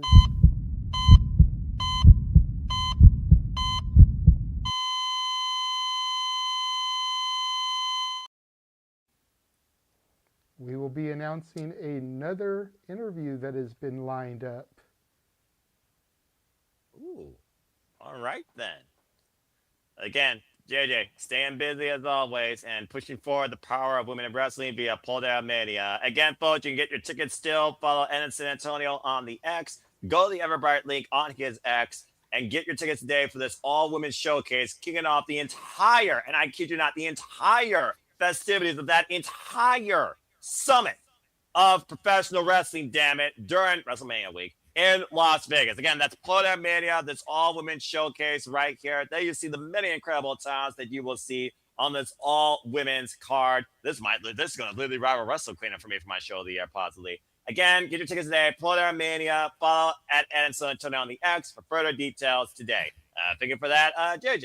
And in addition to the announcement coming this Saturday, I have been, over the course of the afternoon, been reconnecting with an old friend of mine from in the business, maybe having an in-person interview with him when Walter and I are in Vegas. More to come on that once details are finalized.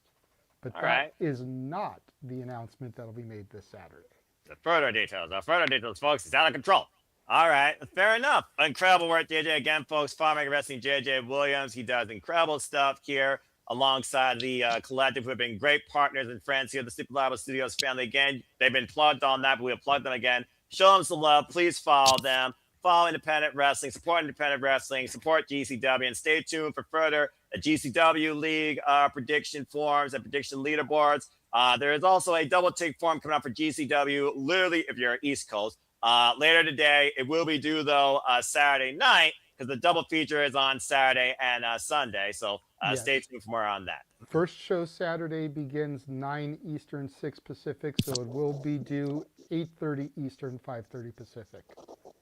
All right, very good. And again, so you'll have a little over a day to fill it out. I apologize for the lateness of this one going out, but with having worked Monday, Tuesday, and Wednesday, getting everything together just really kind of slipped my mind. So that's okay. I only can remember so much, and no one can hold it against you. And again, you're doing incredible work. Don't overwork yourself. Like I said, God bless you. And I do have 2 more images I will send you for that as soon as the stream is over. I just have to put the little logos on them, and then I'll shoot them over to you. Sounds good. Charles, always a pleasure, whether you're here on time or whether you're here towards the end of the line. Thank you so much for your input. Good luck in this year's league. Again, make sure you both out the form. Otherwise, your predictions mean jack shit. Charles, where can the people find and connect with you? literally at Drew Talk Randall on X. And I also believe in Chase U. That's right. Never. Again, Somebody shout out else to does, damn it. And no. I mean, again, I know it turns Noah's stomach, but just look at how good that came out. 10 out of 10, JJ. Literally what it is. Just be thankful, Noah. Be thankful I didn't use the image of Okada in the Chase U sweatshirt. I almost threw that in there just to fuck with you even more. Damn but it. I resisted because he was never a member that I ever saw. At least everybody in this picture was a member during my time watching. You're lucky you didn't do that, because not only would I delete that graphic, I would boycott you as far as Cinema Studios goes and working with you. That being said, disparage Kazuchika Okada like that. Anyway, thank you, Charles. And again, thank you, JJ, always. Again, whether his phone blew up in his face or whether he's trying to get some sleep or whether he's cooking up some good stuff, stay tuned. I'm sure our Canadian friend, the expert of food, who is asking you what's on the menu, Nicholas Ferrantes. Again, follow him on the X. He does great work, of course, in collaboration with the studios. There he is. Let's see if the device actually works. I pulled him out. I just brought him in so I could blow it up so you could see his app. Yes, again, folks, follow him at Nick B. Leaf. That is BELEAF 12 on the X. Again, I expect him to also share his thoughts on the main event as well as so much more for AEW Revolution. Also on the X, if you want further thoughts on Nick, please follow him there for further. And if he doesn't join us for the conversation, but was probably tries to join watch along again. Our watch along starts 6:45 p.m. Eastern Standard Time live Sunday night, March 15th. We will be covering the 0 hour as well as the entire preview. We'll be with you for that entire Sunday night here at the studios for AEW as we simul stream, of course, with GCW. So again, please stay tuned as we keep you up with all the wrestling because we're bloody crazy. You want to find and at least it's a Sunday night, so you don't have to worry about shenanigans being after and tabling it to brunch because we'll get shenanigans on the normal Saturday night. And of course, folks, the weekly moderate conversation of wrestling match that is the Saturday shenanigans, hosted by the regular wrestling JJ Williams, 11 p.m. Eastern Standard Time. Of course, starting with the Leva Bates interview, Podomania Talent Focus, followed by the conversations that are to come and the match to ensue for 2 hours on the clock. So stay tuned for more on that. Again, folks. Well, you enjoy Noah's sanity being gone. I'm surprised I still have it. That being said, if y'all want to find me and follow me or be part of Predictions League, I am on the X and on YouTube and in Foster 1916. For I am nothing more but a simple man and a lifelong fan of professional wrestling. Damn it! Again, I lead these predictions leagues for WWE, NXT, AEW, GCW, of course, in conjunction with the Wrestling Collective and Regular Wrestling JJ Williams, and of course, TNA. The next predictions to come, of course, be TNA Sacrifice, NXT Stand Delivered, WWE, of course, WrestleMania, God help me, and of course, AEW Dynasty. And there's more GCW stuff always on the rise, so stay tuned for more on that.